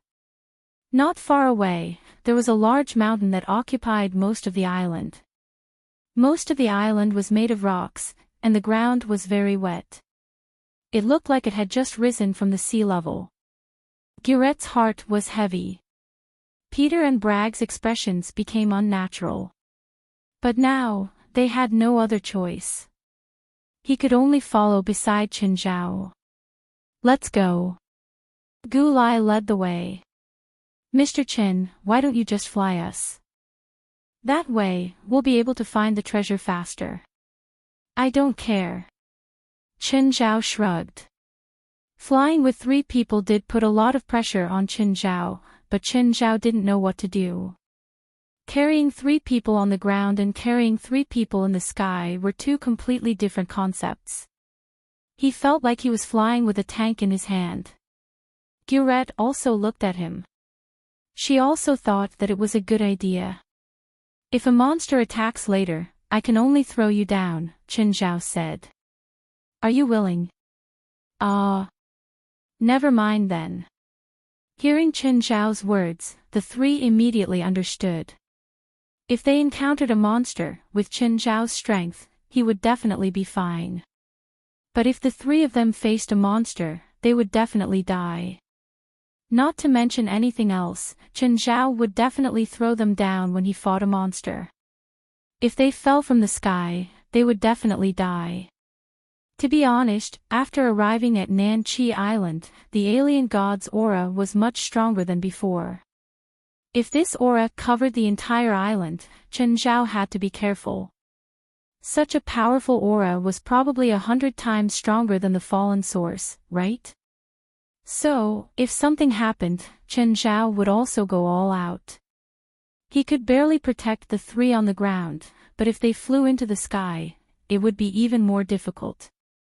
Qin Zhao would rather be safe and approach the location of the treasure slowly instead of charging around recklessly. Gurette could vaguely sense Qin Zhao's expression. She also felt the pressure from Qin Zhao.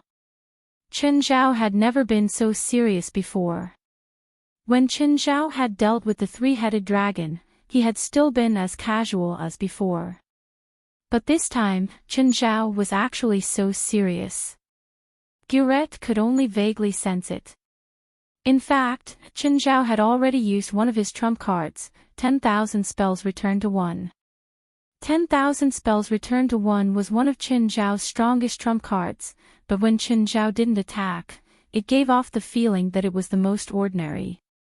If one didn't face Qin Zhao directly, they definitely wouldn't understand how terrifying 10,000 spells return to 1 was. To be honest, I'm really curious how the big-bellied family lives on Nanqi Island. The island spends half of its time in the water. They can't be in the water too, right? Gurette chuckled.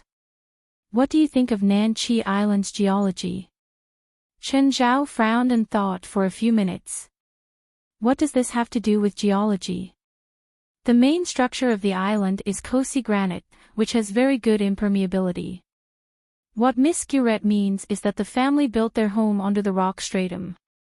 That way, if the island sinks into the water, there won't be any problems as long as it's sealed well. Qin Zhao suddenly understood.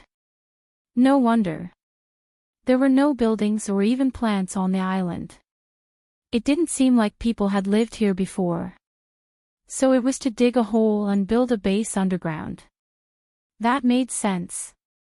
When the big-bellied family stole the gold, it was less than a week before Nanqi Island sank.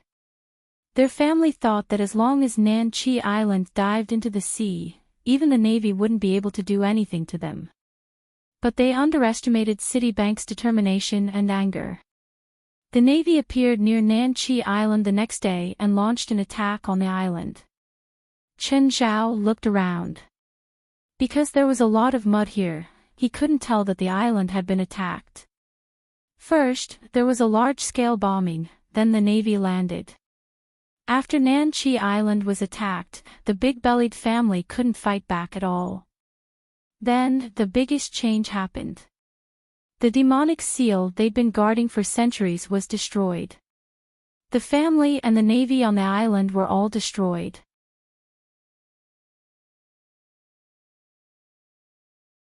Chapter 1274. Gold and the wealth that the big-bellied family had accumulated over hundreds of years. Now, these things were on the island, right under their feet. Peter and Bragg didn't want a share of the loot. It was already good enough that Qin Zhao could send them back. A share. Peter and Bragg only wanted LoveLore now. The entire island was covered in mud. The mud had been brought up from the bottom of the sea. There was also a large amount of seafood along the way. Of course, most of them had died from dehydration. Some of the mud had dried up, but many places were still soft. Suddenly, the ground before them arched. There seemed to be something hidden under the mud, and it was rushing towards them from under the mud. Gurette, Peter, and Bragg all stopped. Chen Zhao walked forward. He also wanted to see what was coming. Something had come to help him vent his anger when he was angry. A few meters in front of Chen Zhao, the mud suddenly exploded. A multicolored lobster jumped out of it. Yes, it was a lobster. The only difference was that he was a little bigger. It was 20 meters long and its skin was like a mollusk. It kept changing colors. It waved its pincers at Chen Zhao. Chen Zhao threw a clean punch. Gurette, Peter, and Bragg knew that Chen Zhao was strong. But the lobster before them wasn't weak either, right? At least they thought that Chen Zhao would have a fight with the lobster. But the result made their jaws drop. Chen Zhao's seemingly casual punch actually shattered the 20-meter-long lobster. Is this lobster made of foam? The pieces of the lobster spread in a radius of 100 meters. So, if one didn't face Chen Zhao directly, they wouldn't know how strong Chen Zhao's punch was. This mutant lobster was definitely stronger than those mutant giant crocodiles. But Chen Zhao's punch had smashed it into pieces. At this time, more mutant lobsters crawled out of the mud. There were dozens of them. They weren't just lobsters. More mutated creatures crawled out of the mud. Mutated crab, mutated octopus, an assortment of creatures appeared before Chen Zhao. Chen Zhao summoned blackened Bustil. When Bustil appeared, Peter and Gurette were both shocked. Prague, on the other hand, had seen Bustil before, so he wasn't surprised. Everyone thought that blackened Bustil was going to participate in the battle, but that wasn't the case. The blackened Buster was there to protect them. Meanwhile, Chen Zhao charged into the group of monsters. The dark magma was like a sea urchin, turning into countless spikes that shot out in all directions. In the blink of an eye, it pierced through a dozen mutated monsters. However, Chen Zhao was still not satisfied with this killing speed. Swordplay was not suitable for this battle. This was because most of these mutant creatures had shells. Through close contact, Chen Zhao could tell that the shells of these mutated creatures were very hard. It was not the time for his 12 light swords to fight. If he was not careful and slashed the mutated monster's shell, the result might be the disintegration light sword. Chen Zhao's heart skipped a beat.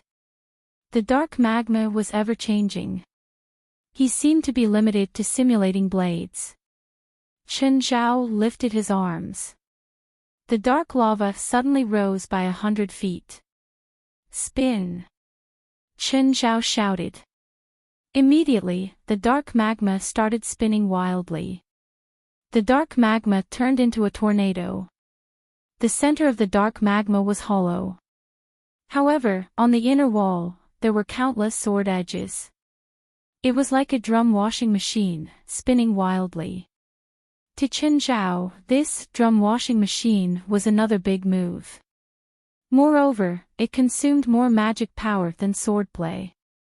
However, after killing the mutant monsters, the dark magma devoured more and more of the unusual god's power. This caused the dark magma's power to increase by another level. The tornado formed by the dark magma became even stronger. Of course, Chen Zhao didn't want to be called a drum washing machine. Chen Zhao named it Dark Storm. Previously, Chen Zhao had been thinking about ranged attacks.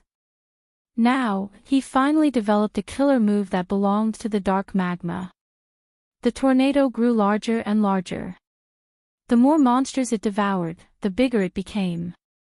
The mutant creatures tried to escape, but they couldn't. The suction force of the tornado was too strong. In a short 20 minutes, all the mutant monsters were devoured by the tornado. All of a sudden, a vast expanse opened up in front of them. Everything had been cleared. Chen Zhao had an idea. He immediately called to Gurette, "Sit on my pet's back. Let's move faster." Gurette was confused. Chen Zhao hadn't been in a hurry earlier. Why was he in such a hurry now? But Chen Zhao didn't have time to explain. After the three climbed onto Bustel's back, Chen Zhao also flew. "Which direction?"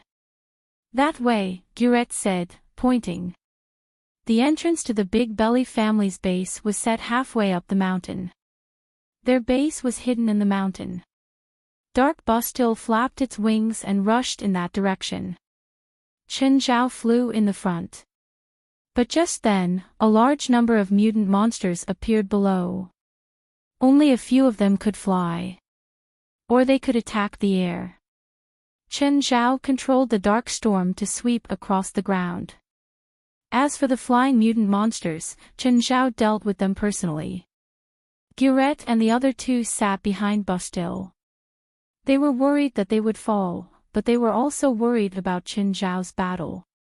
Chen Zhao didn't put Bustel away until they reached the entrance of the mountain. The three heaved a sigh of relief, but Chen Zhao seemed to be in a hurry right now. "Hurry. Don't waste time. We'll leave after we get what we want." "Chen, why are you in such a hurry?" Gurette asked, confused. Chen Zhao looked around and shook his head. "I can't say." Just then, the ground started shaking violently. "It's starting." "What's starting?" "Stop nagging. Which way should we go?" "The Big Belly family's base is up ahead." After entering the belly of the mountain, Gurette found a button and pressed it. A hole appeared in the stone wall in front of him. The stone wall was still a modern password door. It wasn't too high-tech or complicated. There were also traces of seawater here. It was probably because Nanchi Island had unexpectedly sunk during the attack. The Big Belly family didn't have time to seal the entrance, so seawater flooded into the base and the Big Belly family was wiped out. Along the way, there were some corpses that had been soaked in seawater. They were definitely the Big Belly family members.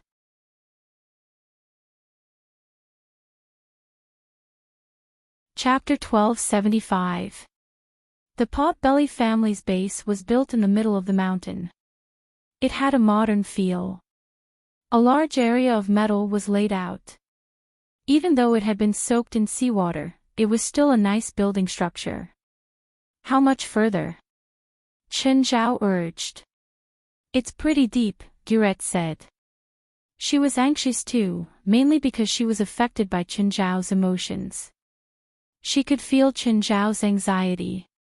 She didn't know what Chen Zhao had discovered that made him so anxious. But for him to be so anxious, it definitely wasn't something good. "Chen, did you discover something?" "Find the gold and the Pot-Belly family's treasure as soon as possible," Chen Zhao said. Suddenly, a piece of meat surged out from the tunnel ahead. The piece of meat was like soft mud as it flowed through the tunnel towards the four of them. Gurette jumped in fright. Chen Zhao raised his arm. Just as the meat was about to reach him, a white light flashed. The meat was penetrated, but it kept wriggling. After the wriggling, the meat formed a face. "Humans, you shouldn't be here. Leave now and I can forgive your ignorance and offense." Gurette, Peter, and Prague all looked at Chen Zhao. It was their first time seeing a monster that could speak. Chen Zhao's nervousness disappeared, replaced by a smile. "You're the unusual god that's been sealed here. Since you know I'm a god, you still dare to come here. Do you not want to live?" "I wasn't sure at first, but now I'm completely sure." Chen Zhao grinned. "You want to sink, right? Leave, or else you'll be buried in the deep sea forever, just like the humans who used to live here. They'll all die here." The flesh on the face kept wriggling, giving off a terrifying feeling. "Even if you sink into the sea, you can't stop me," Chen Zhao said. "I know what's hidden in the depths. You want the Potbelly family's treasure, right? I can give it to you. Leave now. Gurette and the others stared at Qin Zhao in disbelief. Had the monster been scared by Qin Zhao? He actually took the initiative to hand over the treasures. Your children attacked me and destroyed my ship, Qin Zhao said matter-of-factly. You made me suffer heavy losses. Why should I let you go? I don't just want the treasure. I want more. That's right. Then I'll destroy the treasure. I'll make it so that you'll never be able to obtain it, the abnormal god threatened angrily. If I'm missing even a single cent, I'll let you suffer in hellfire for eternity. You'll have your flesh and blood sliced apart. Furthermore, your heart is hidden in the depths of this place. I've killed otherworldly gods before, and you're not the first. I'm very experienced, and I know how to kill you.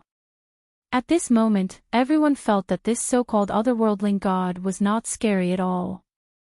The truly terrifying one was this man. This so-called god was actually afraid of Qin Zhao. Faced with Qin Zhao's threat, it actually didn't know what to do. I've already given you all the treasures. What else do you want? I said I want more, Qin Zhao said. What exactly do you want? Accept my dominance. Don't even think about it. I won't accept the dominance of a mere human, ever. Negotiation is over. Scram. Just wait for your heart to be crushed. Your core, your will, and your soul will all be destroyed by me. The ground started shaking violently. Gurette, Peter, and Prague couldn't stand steadily. But Qin Zhao was unmoved. He looked at the twisted face calmly. If you could break free, you would have done so long ago. You wouldn't have waited until now. Qin Zhao now completely understood the truth about Nanqi Island. Nanqi Island's original form was that of the otherworldly god. However, the otherworldly god's body was covered by a thick layer of rock. This was its true seal. Back then, the Navy's attack hadn't really undone its seal. It had just cracked the rock layer, causing its power to seep out through the cracks. As long as Nanqi Island remained, as long as the rock formations of Nanqi Island remained, he would never be able to escape. Qin Zhao's previous impatience was because he could feel that Nanqi Island was sinking. If they couldn't find the treasure before it sank, Gurette wouldn't be able to continue leading the way. But this otherworldly god had run out of its own accord and appeared before Qin Zhao. This confirmed one thing. If it was only for the treasure, the otherworldly god wouldn't have needed to appear before him at all. It had only appeared because it was afraid. Afraid that Qin Zhao would find its core. Its heart was in the depths of this base. It should be with the treasure. It wasn't easy for me to escape from that place. I will not be controlled by anyone again. Absolutely not.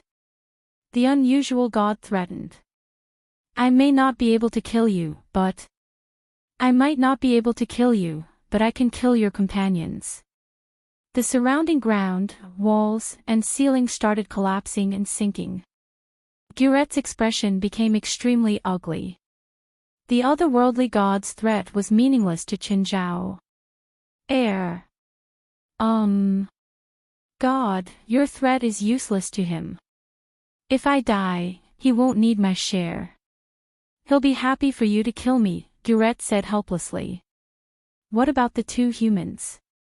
They're just unimportant people. I don't think he'll give up his goal for them. The otherworldly god was speechless too. Why was this guy so difficult to deal with? Must you be so ruthless? Don't make it sound so bad. I don't plan on killing you. Qin Zhao shrugged.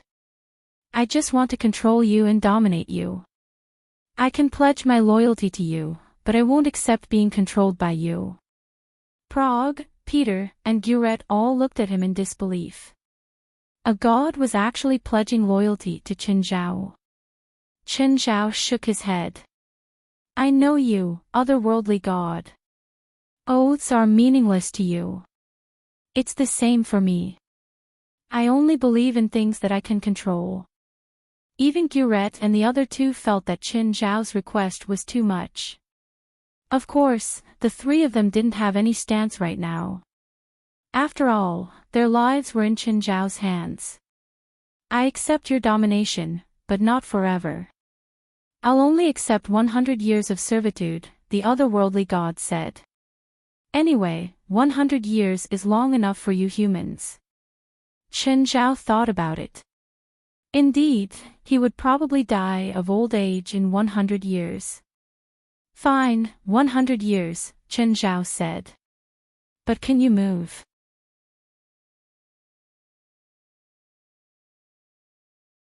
Chapter 1276. Qin Zhao thought about it and realized that it made sense.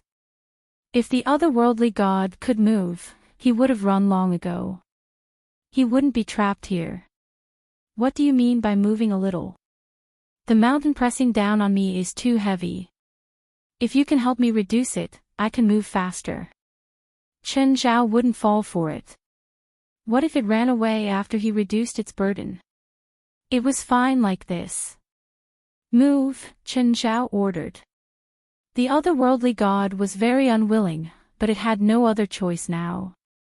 If it didn't submit to Qin Zhao definitely wouldn't let it go. But to it, 100 years wasn't unacceptable. To humans, 100 years was a lifetime, but to it, it wasn't too long. Under the otherworldly god's lead, Qin Zhao, Gurette, Peter, and Prague finally arrived at a huge treasury. There were many boxes inside. Some of them looked very old. However, many had been soaked in seawater and were seriously damaged. But the most eye-catching thing was that there was a huge ball of flesh hanging in the middle of the treasury. The ball kept bouncing up and down and glowed weakly. Qin Zhao opened a box. There should have been some paper-based collections in the box. But now, there were only picture frames and some scraps. Qin Zhao's heart ached. This was all money. There might even be some famous artist's work. Qin Zhao walked up to the ball. It had a diameter of more than 40 meters. It was very huge. Qin Zhao placed his palm on it. A human face immediately appeared on it. Human, I've already submitted to you. Please don't hurt me. Ha! Who would believe a verbal submission? Humans didn't believe in oaths and neither did Qin Zhao. The dark lava started seeping into the otherworldly god's heart. Back then, the source of the fallen had been corroded by the dark serum. But there hadn't been a lot. It could only cause some damage to the source of the fallen but couldn't control it. It was different now. Qin Zhao's dark serum had turned into dark lava and the amount had increased by 100 times. It wasn't difficult to corrode the otherworldly god's heart. Wait. The otherworldly god resisted with all its might. Swear on your magic that you'll return my freedom in 100 years. I swear on my magic that I'll return your freedom in 100 years. Oh, what's your name? Sardin Starry Shadow. The darkness in this area is your territory, right? That's right. To be honest, if Sardin wasn't sealed, he didn't know if he could beat him. Such a large domain was tens of thousands of times larger than his own small world. Of course, the size of the domain did not represent the strength of the user. But to a certain extent, it did have an impact. However, Qin Zhao had predicted the outcome. If the two of them really fought, neither of them should be able to do anything to the other. If he used all his trump cards, he might even have a chance to defeat Sardin. What's your domain skill? Qin Zhao asked curiously. Although Gurette, Peter, and Prague didn't understand what they were talking about, they felt that it was very impressive. Evernight, Zayden replied. What's the effect? Just create a curtain of night. Qin Zhao was speechless. If it was just creating a dark space, what was the point? Could it be that in a battle of the same level, he would have to rely on darkness to win? No, it's vision deprivation. All enemies who enter my domain will be deprived of their vision. Chen Zhao thought about it. If that was the case, it would indeed be troublesome. Although it wasn't a direct attack, if one's vision was deprived, it would indeed be troublesome for people who weren't familiar with absolute darkness. Even Chen Zhao wasn't confident that he could defeat Sardin without his vision. Then why didn't you use it before? I'm sealed here. How do you think I should use it? Chen Zhao was still somewhat glad, even if he didn't win gloriously. Starting from Sardin's heart, Chen Zhao's dark lava fused into every corner of Sardin's body. At the same time, Chen Zhao could sense Sardin's real body. Sardin's real body was extremely huge, even larger than the mountain they were on. However, his body was completely covered by rocks. His lower body had many tentacles that were connected to the seabed. Looking at the whole picture, Sardin's body was more like a multi-legged bug. Then Chen Zhao and Gurette started to sort out the collections of the big-bellied families. The original 4 tons of gold had been reduced by the seawater, so it was estimated to be around 200 kilograms. This was unavoidable. After all, they'd been soaked in seawater for more than 3 years and the seawater was extremely corrosive. Secondly, there were a large number of collections. Some paper and cloth collections had been completely destroyed by the seawater. However, there were also some metal collections, large numbers of gold and silver coins, porcelain utensils, and many gems. Suddenly, Chen Zhao found a golden awl among the many collections. It was very beautiful and hadn't been corroded by the seawater. The golden awl was about 40 centimeters long and weighed about 500 grams. There was a Buddha carved on the handle of the awl. The golden awl looked like a Buddhist ritual implement, but from its shape, it didn't look like a Chinese Zen or a Tibetan Tantra. It looked more like an Indian ritual implement. I want this, Chen Zhao said. Gurette looked at the golden awl in Chen Zhao's hand and nodded. Chen Zhao was already very trustworthy to keep his promise and share the treasures with her. Now that Chen Zhao only wanted a golden awl, she wouldn't have any objections. Mr. Chen, how do we split the rest of the treasures? Do we do it after sorting it out, or do we split it now? Chen Zhao didn't know what was valuable and what wasn't. Chen Zhao had suffered the same loss before. This time, Chen Zhao decided to find someone familiar. We'll bring the things to Hawaii. You find someone with authority and I'll find someone too. Then we'll discuss and decide whether to split the treasures or just split the money. What do you think? Okay. Gurette nodded. This was the fairest way. At least in the end, neither side would have any complaints. Gurette could hear Chen Zhao's sincerity. Chen Zhao didn't want to make a one-time deal. Although Gurette didn't put in much effort this time, Chen Zhao wasn't worried. Gurette didn't do much this time, but without her, he definitely wouldn't have gotten so much wealth. If Gurette had other good deals in the future, she could definitely work with him again. So, Chen Zhao hoped that both sides would part on good terms. If neither side was satisfied in the distribution, it would be difficult to work with them again. Chen Zhao reached out and grabbed everything. Everything disappeared. The 3 were shocked by Chen Zhao's move, but thinking about Chen Zhao's identity, it wasn't surprising. Everyone went to the shore again. Looking at the vast ocean, Gurette looked at Chen Zhao. How do we go back? Can you bring us back? Chen Zhao looked at the shore. Amon. Amon suddenly rushed to the shore, giving everyone a fright.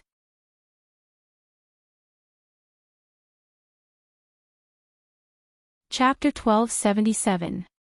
Prague, Peter, and Gurette experienced riding on the wind for the first time. They felt that the huge beast under their feet was Poseidon's mount. Only Poseidon had the right to ride such a huge beast. West, remember that I told you last time that I went out to sea for treasure? Chen Zhao said. Find some art experts and relic experts and bring them to Hawaii. Yes, we found it. Now we need to appraise it and estimate its value. Chen Zhao and West had discussed this before.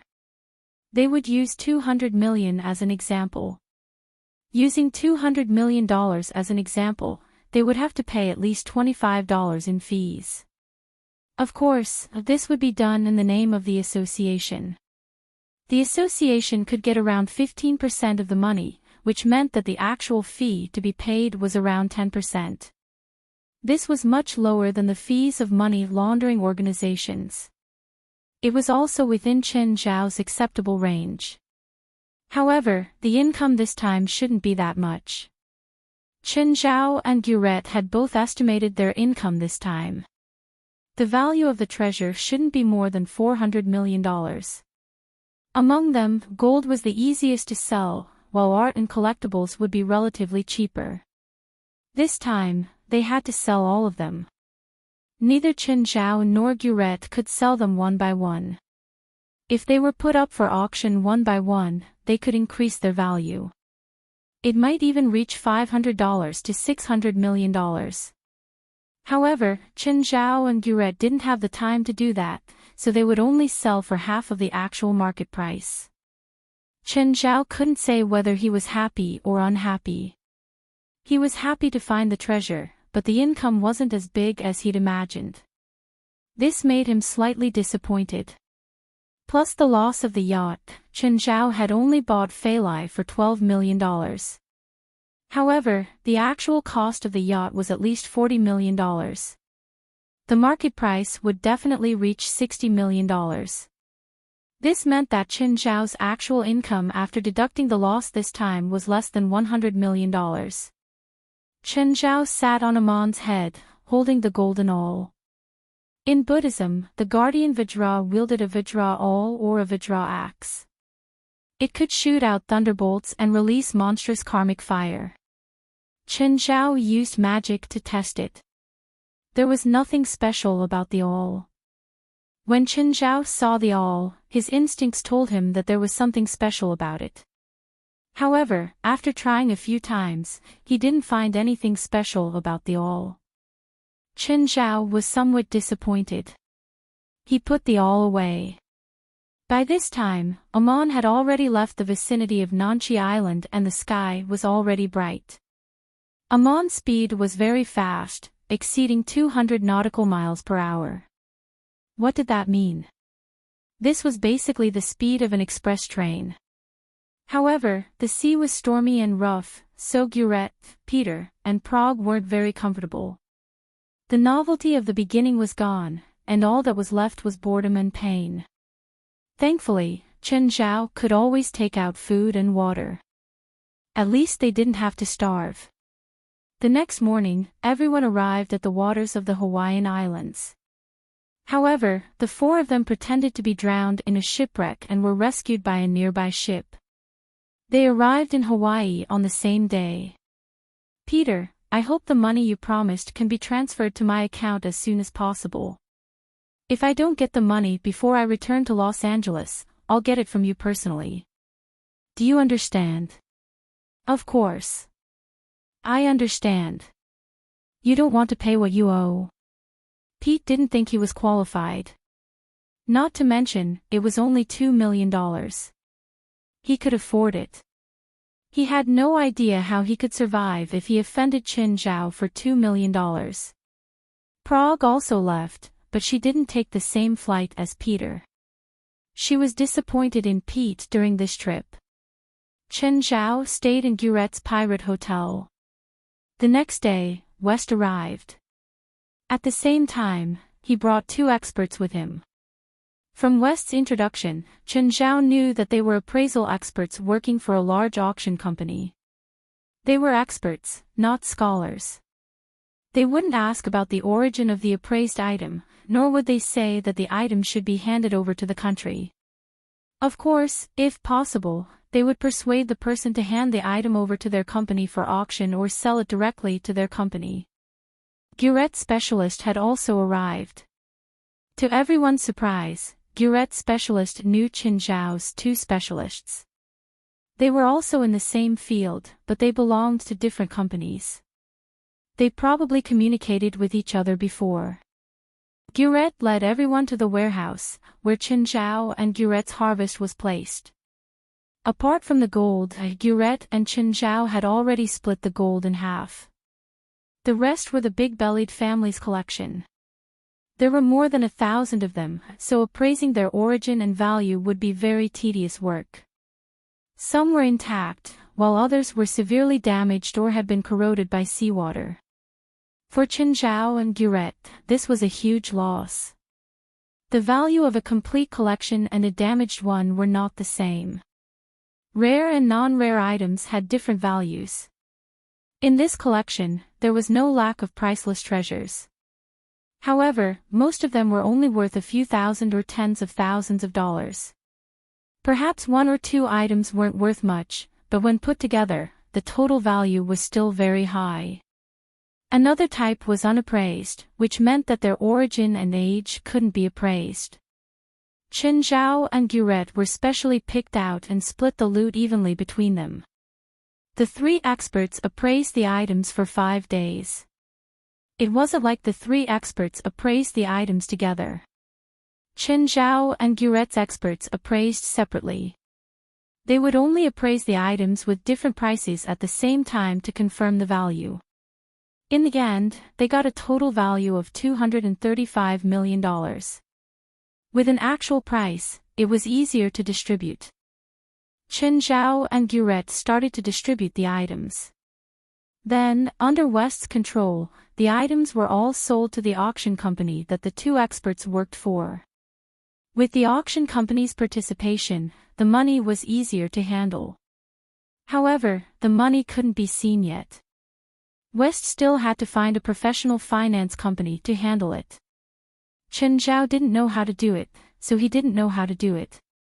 Anyway, he just had to sit and collect the money. What made him happy was that the income this time wasn't too different from his expectations. Qin Zhao had expected to earn $200 million. Now, he'd sold the items for $120 million. Together with the 2 tons of gold, it was almost $200 million. After deducting the middleman's fees, there was at least $150 million. Of course, Qin Zhao had to include the yacht that he'd lost.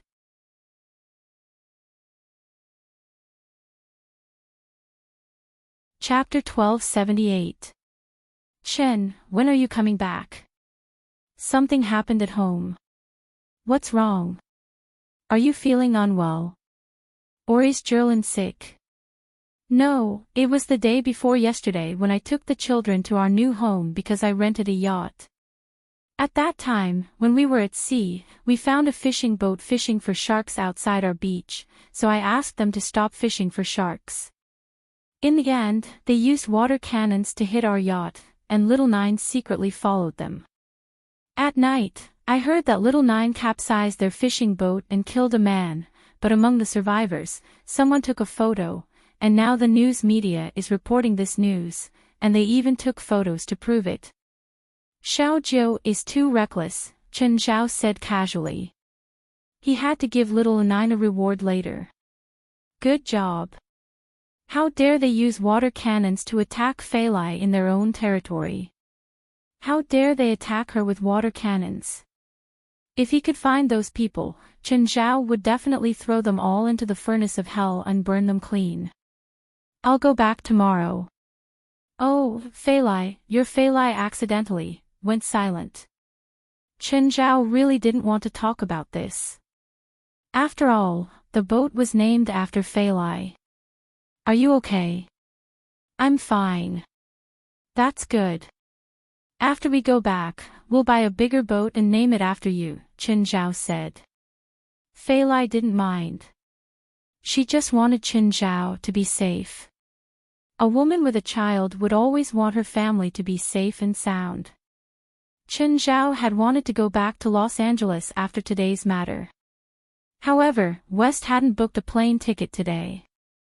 The earliest he could get was a flight ticket for tomorrow. Of course, Chen Zhao could fly back, but that would be too ostentatious. Plus, Los Angeles wasn't close. Chen Zhao didn't want to fly that far. On the other side, Guret's gains weren't less than Chen Zhao's, so she treated Chen Zhao and West warmly. Of course, Guret's losses weren't less than Chen Zhao's. After all, she hadn't just lost a pirate ship. She'd also lost dozens of subordinates. The family compensation for these subordinates wasn't a small amount. Pirates didn't need compensation. In this day and age, anyone who carried a gun had compensation. Sunshine, beaches, and tourists from all over the world. This was the specialty of Hawaii Island. As the world's most famous leisure resort island, Hawaii Island had all the entertainment projects one could imagine. Chen Zhao arrived at the beach. There were tourists everywhere. Also, the sea breeze here was a little warm. The native population of Hawaii was less than 1 million, but it received tens of millions of tourists every year.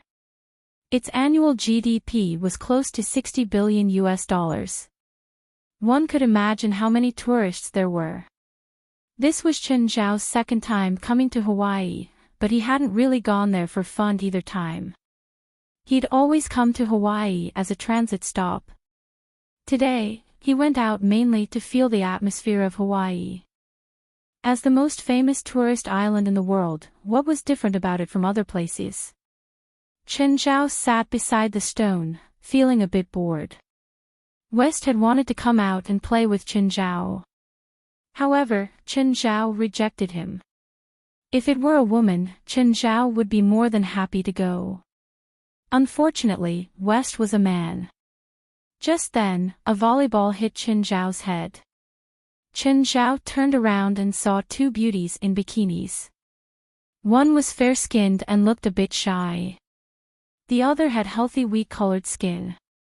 She was slightly tall but rather voluptuous. "Sorry, uncle. Are you okay?" "Uncle?" Chen Zhao's mouth twitched. They seemed to be only a few years younger than him. Why did they call him uncle? Did he look that old? It seemed that he needed to take care of himself. Chen Zhao touched his hair and shook his head. Watching two girls in bikinis play beach volleyball was quite a pleasant thing to watch. After a while, the two girls stopped. The tall girl said a few words to the fair-skinned girl and then left. After a while, the tall girl returned. She brought 2 bottles of drinks to Chen Zhao and handed one to him. "Uncle, are you here for vacation?" "No." "Then are you here for work?" "Sort of." "No wonder you're so lonely here." The tall girl was rather cheerful and friendly. "I'm Jamie's and she's Darinko. Do you want to play beach volleyball with us?" "Me? I've never played before." "It's okay. We're normal," Jamie said. "If you can beat us, $10 per ball. How about that?" Of course, if you lose, it's still $10 per ball." "Fine." Chen Zhao went to the beach. It was good to win a few dozen dollars. The girl was clearly trying to scam him out of his money. Why should he be merciful? But, 10 minutes later, Chen Zhao deeply understood what the phrase, "dreams are beautiful, but reality is cruel," meant. Chen Zhao pounced. The ball touched the net, but it hit the net. Every time the ball was about to hit the ground, Chen Zhao could catch it, but he couldn't control his strength at all. Volleyball was a very technical sport. It was even more technical than soccer and basketball. You couldn't just play it as long as you could catch the ball. Chen Zhao couldn't even see the ball clearly when he kicked. After 10 minutes, Chen Zhao had already lost more than 10 balls. No one liked to keep losing. Chen Zhao was depressed. "Let's stop. It's boring." Chen Zhao took out $200 from his wallet and patted his jacket on the beach. "Don't go. Let's play again. Chen Zhao rolled his eyes and left dejectedly. Jamies, you can't be like this. You're scamming money again. Scamming money? I didn't. I earned it with my own abilities, Jamies said proudly. You clearly used magic. Just then, both of them received a message on their phones. Boss wants us to meet up. The two went to an office building and pressed the elevator button for the 13th floor. When the two of them arrived, everyone in the office was already there. Boss, we're here. Also, this is an office. Can you consider us non-smokers? Kingsley was smoking by the window. Hearing Jamies's words, he put the cigarette out on his tongue. Okay, everyone's here. Let's get to the main topic. The North American Psychic Competition is starting.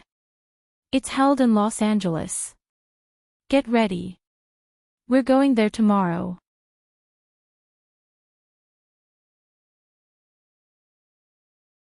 Chapter 1279. Among the four ancient civilizations, only China still had a relatively complete heritage. That was why China had always been a superpower, followed by Europe.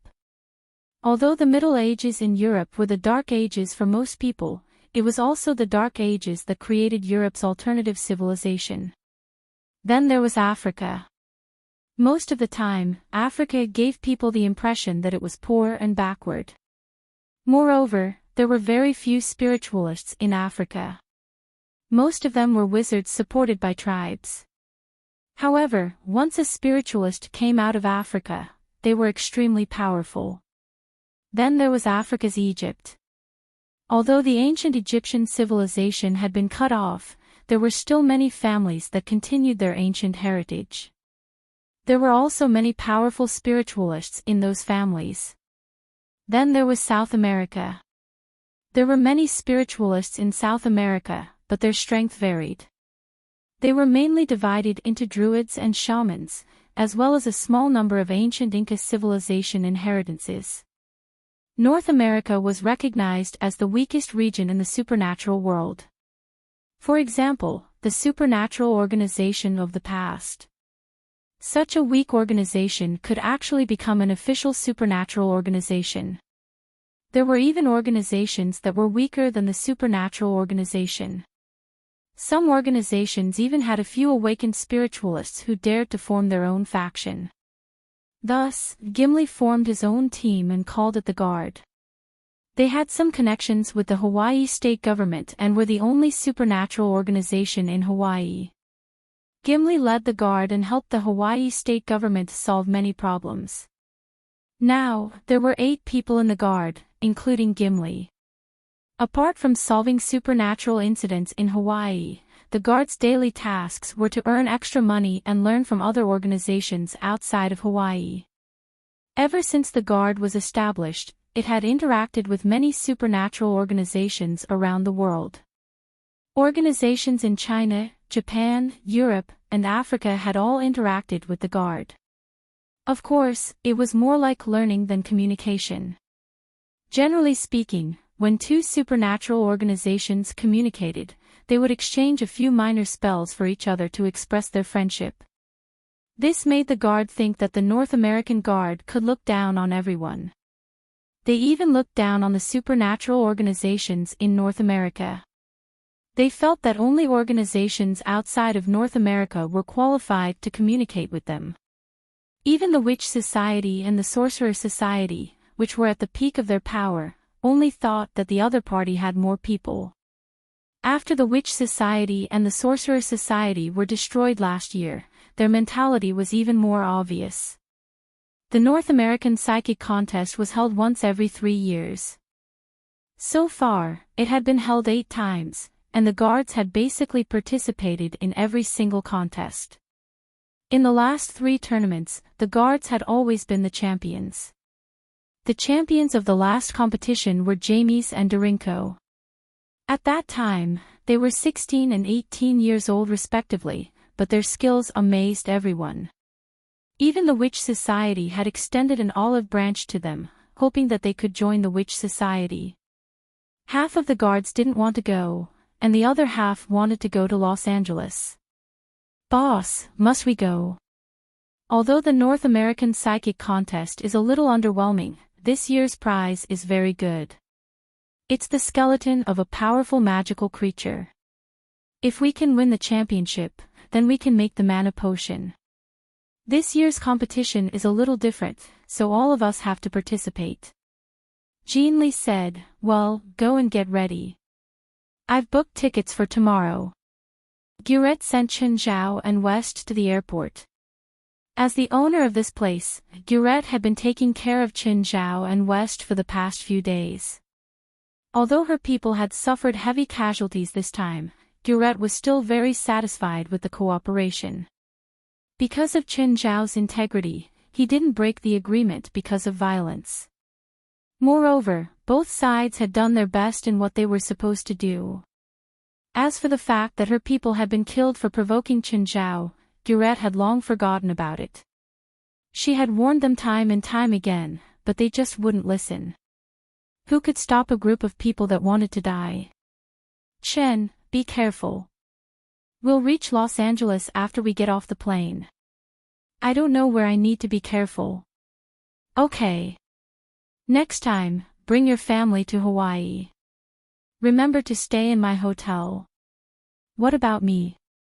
Of course, you're welcome too, Mr. West. Okay, we're boarding now. Bye. Bye. Chen Zhao waved at West.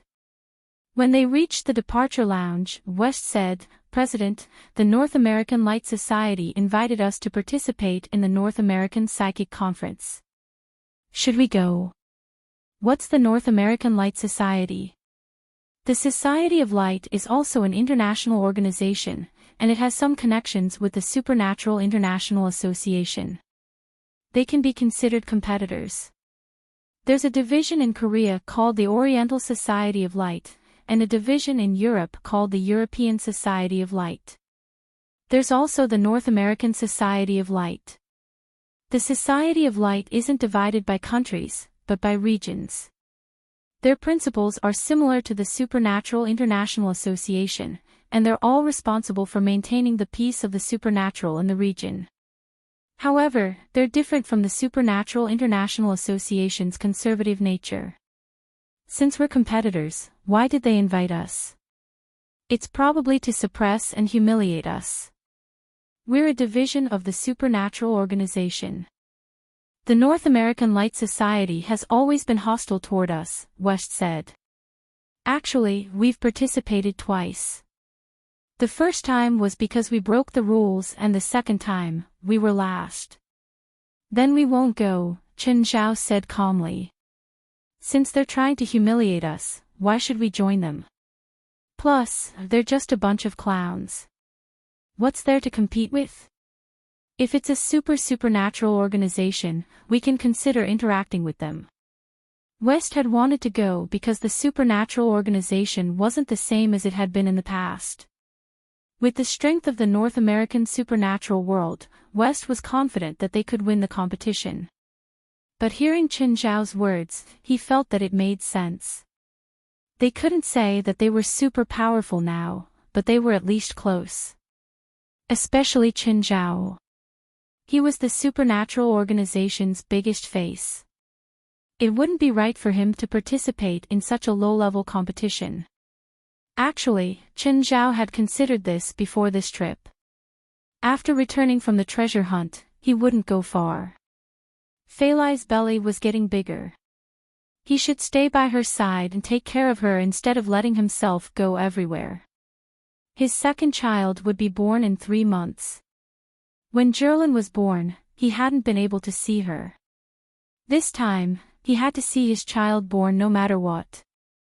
Of course, he hoped that his second child would be a daughter. Chen Zhao wondered if he should ask the handsome guy for a wishing ring and wish that his second child would be a daughter.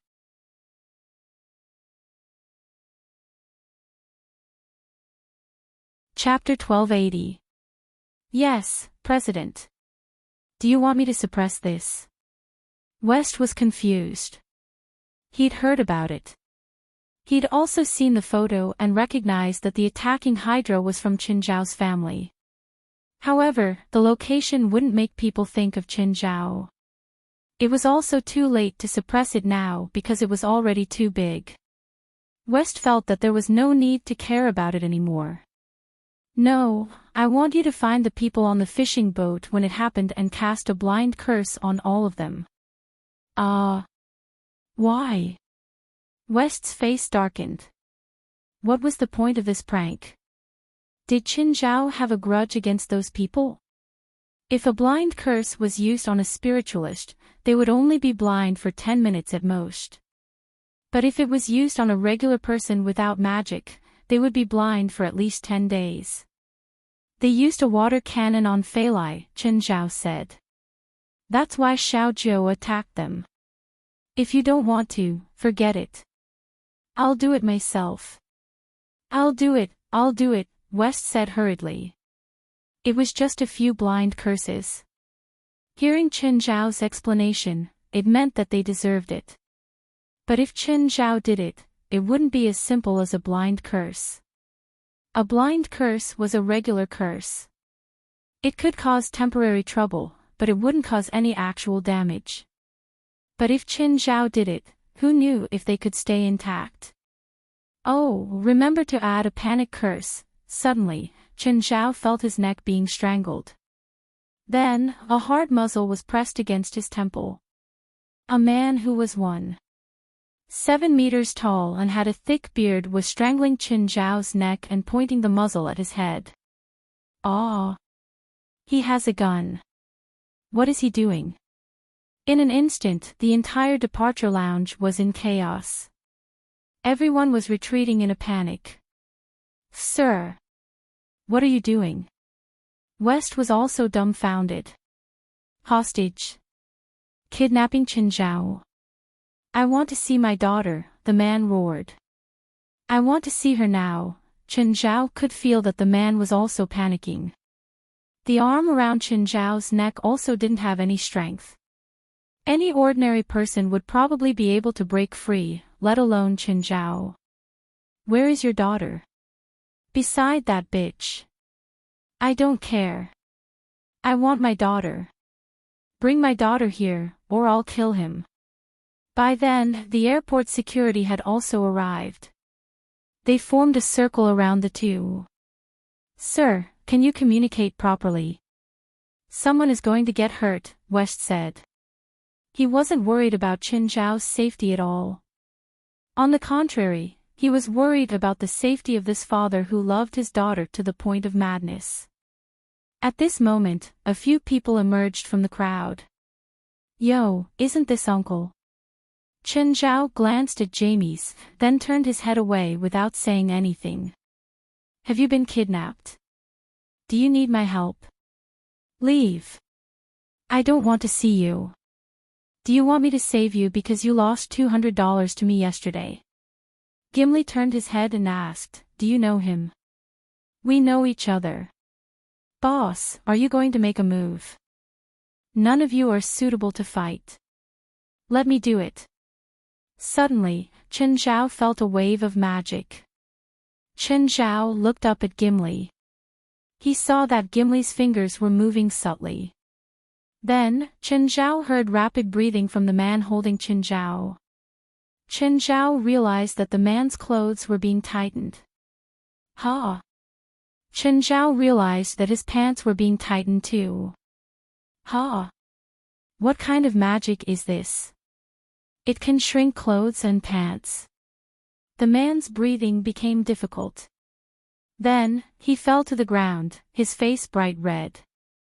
Everyone thought that the hostage had suddenly suffered a heart attack or something. West walked up. President, did you do it? Qin Zhao shook his head. Not me. It's that guy over there.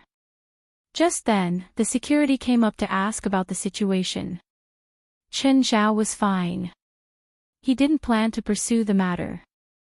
However, he was suspicious about the security of American airports. To be able to bring a gun into the departure lounge, either the man was really powerful or the airport security was too incompetent. If he wasn't in a hurry, Chen Zhao really wanted to find a lawyer to mess with Hawaiian Airlines. "Uncle, are you okay?" Jamie's walked up and asked, but her tone sounded like she was asking for credit. "I'm fine. My plane is about to arrive. Bye." "How rude. You didn't even say thank you." Jamie's pouted. "They don't know that we did it," Darinko said. Chen Zhao and West boarded the plane. Not long after they sat down, they saw Jamie's and the others enter the first-class cabin. "Hey, Uncle, what a coincidence. You're in first class too." Chen Zhao put a facial mask on his face and closed his eyes to rest. Chen Zhao didn't want to talk to others, especially someone who called him uncle. "Uncle, this brand of facial mask can only replenish water. If you want anti-aging, you should change to another brand. I recommend you a brand."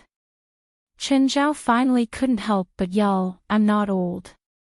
I just want to replenish water." The passengers in the first-class cabin couldn't help but turn to look at Chen Zhao. Even the air stewardess looked at Chen Zhao. West glanced at Chen Zhao and then turned his head silently. This was probably Chen Zhao's first time in such a difficult situation since coming to America. "Miss, I want to rest. Can you not let others disturb me?" Chen Zhao could only call the air stewardess. "Jamie's, stop messing around," Kim said in a low voice. "We're on a plane, after all." "Uncle, do you want to give me your number? I can teach you some skincare techniques." Jamie's didn't have any self-awareness at all. She was completely immersed in her own world. "Oh, Uncle, are you emotionally unstable because you were threatened?" "It's okay, it's all in the past.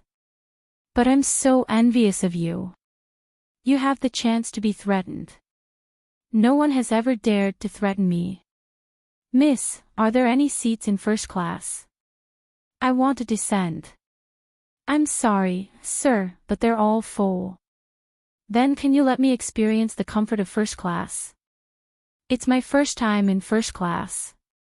I hope to have the comfort that first class should have."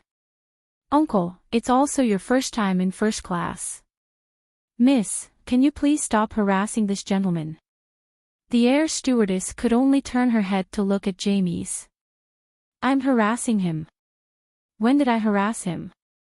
"Uncle, tell her if I'm harassing you." You're tuning into the LoveLore Library YouTube channel. We're so grateful for your support, and don't forget to subscribe to join us on this incredible journey through captivating stories. Your generosity through donations truly makes a world of difference, as it's the primary source of revenue that allows me to expand and enhance this channel for you. Thank you from the bottom of my heart for being a part of this adventure.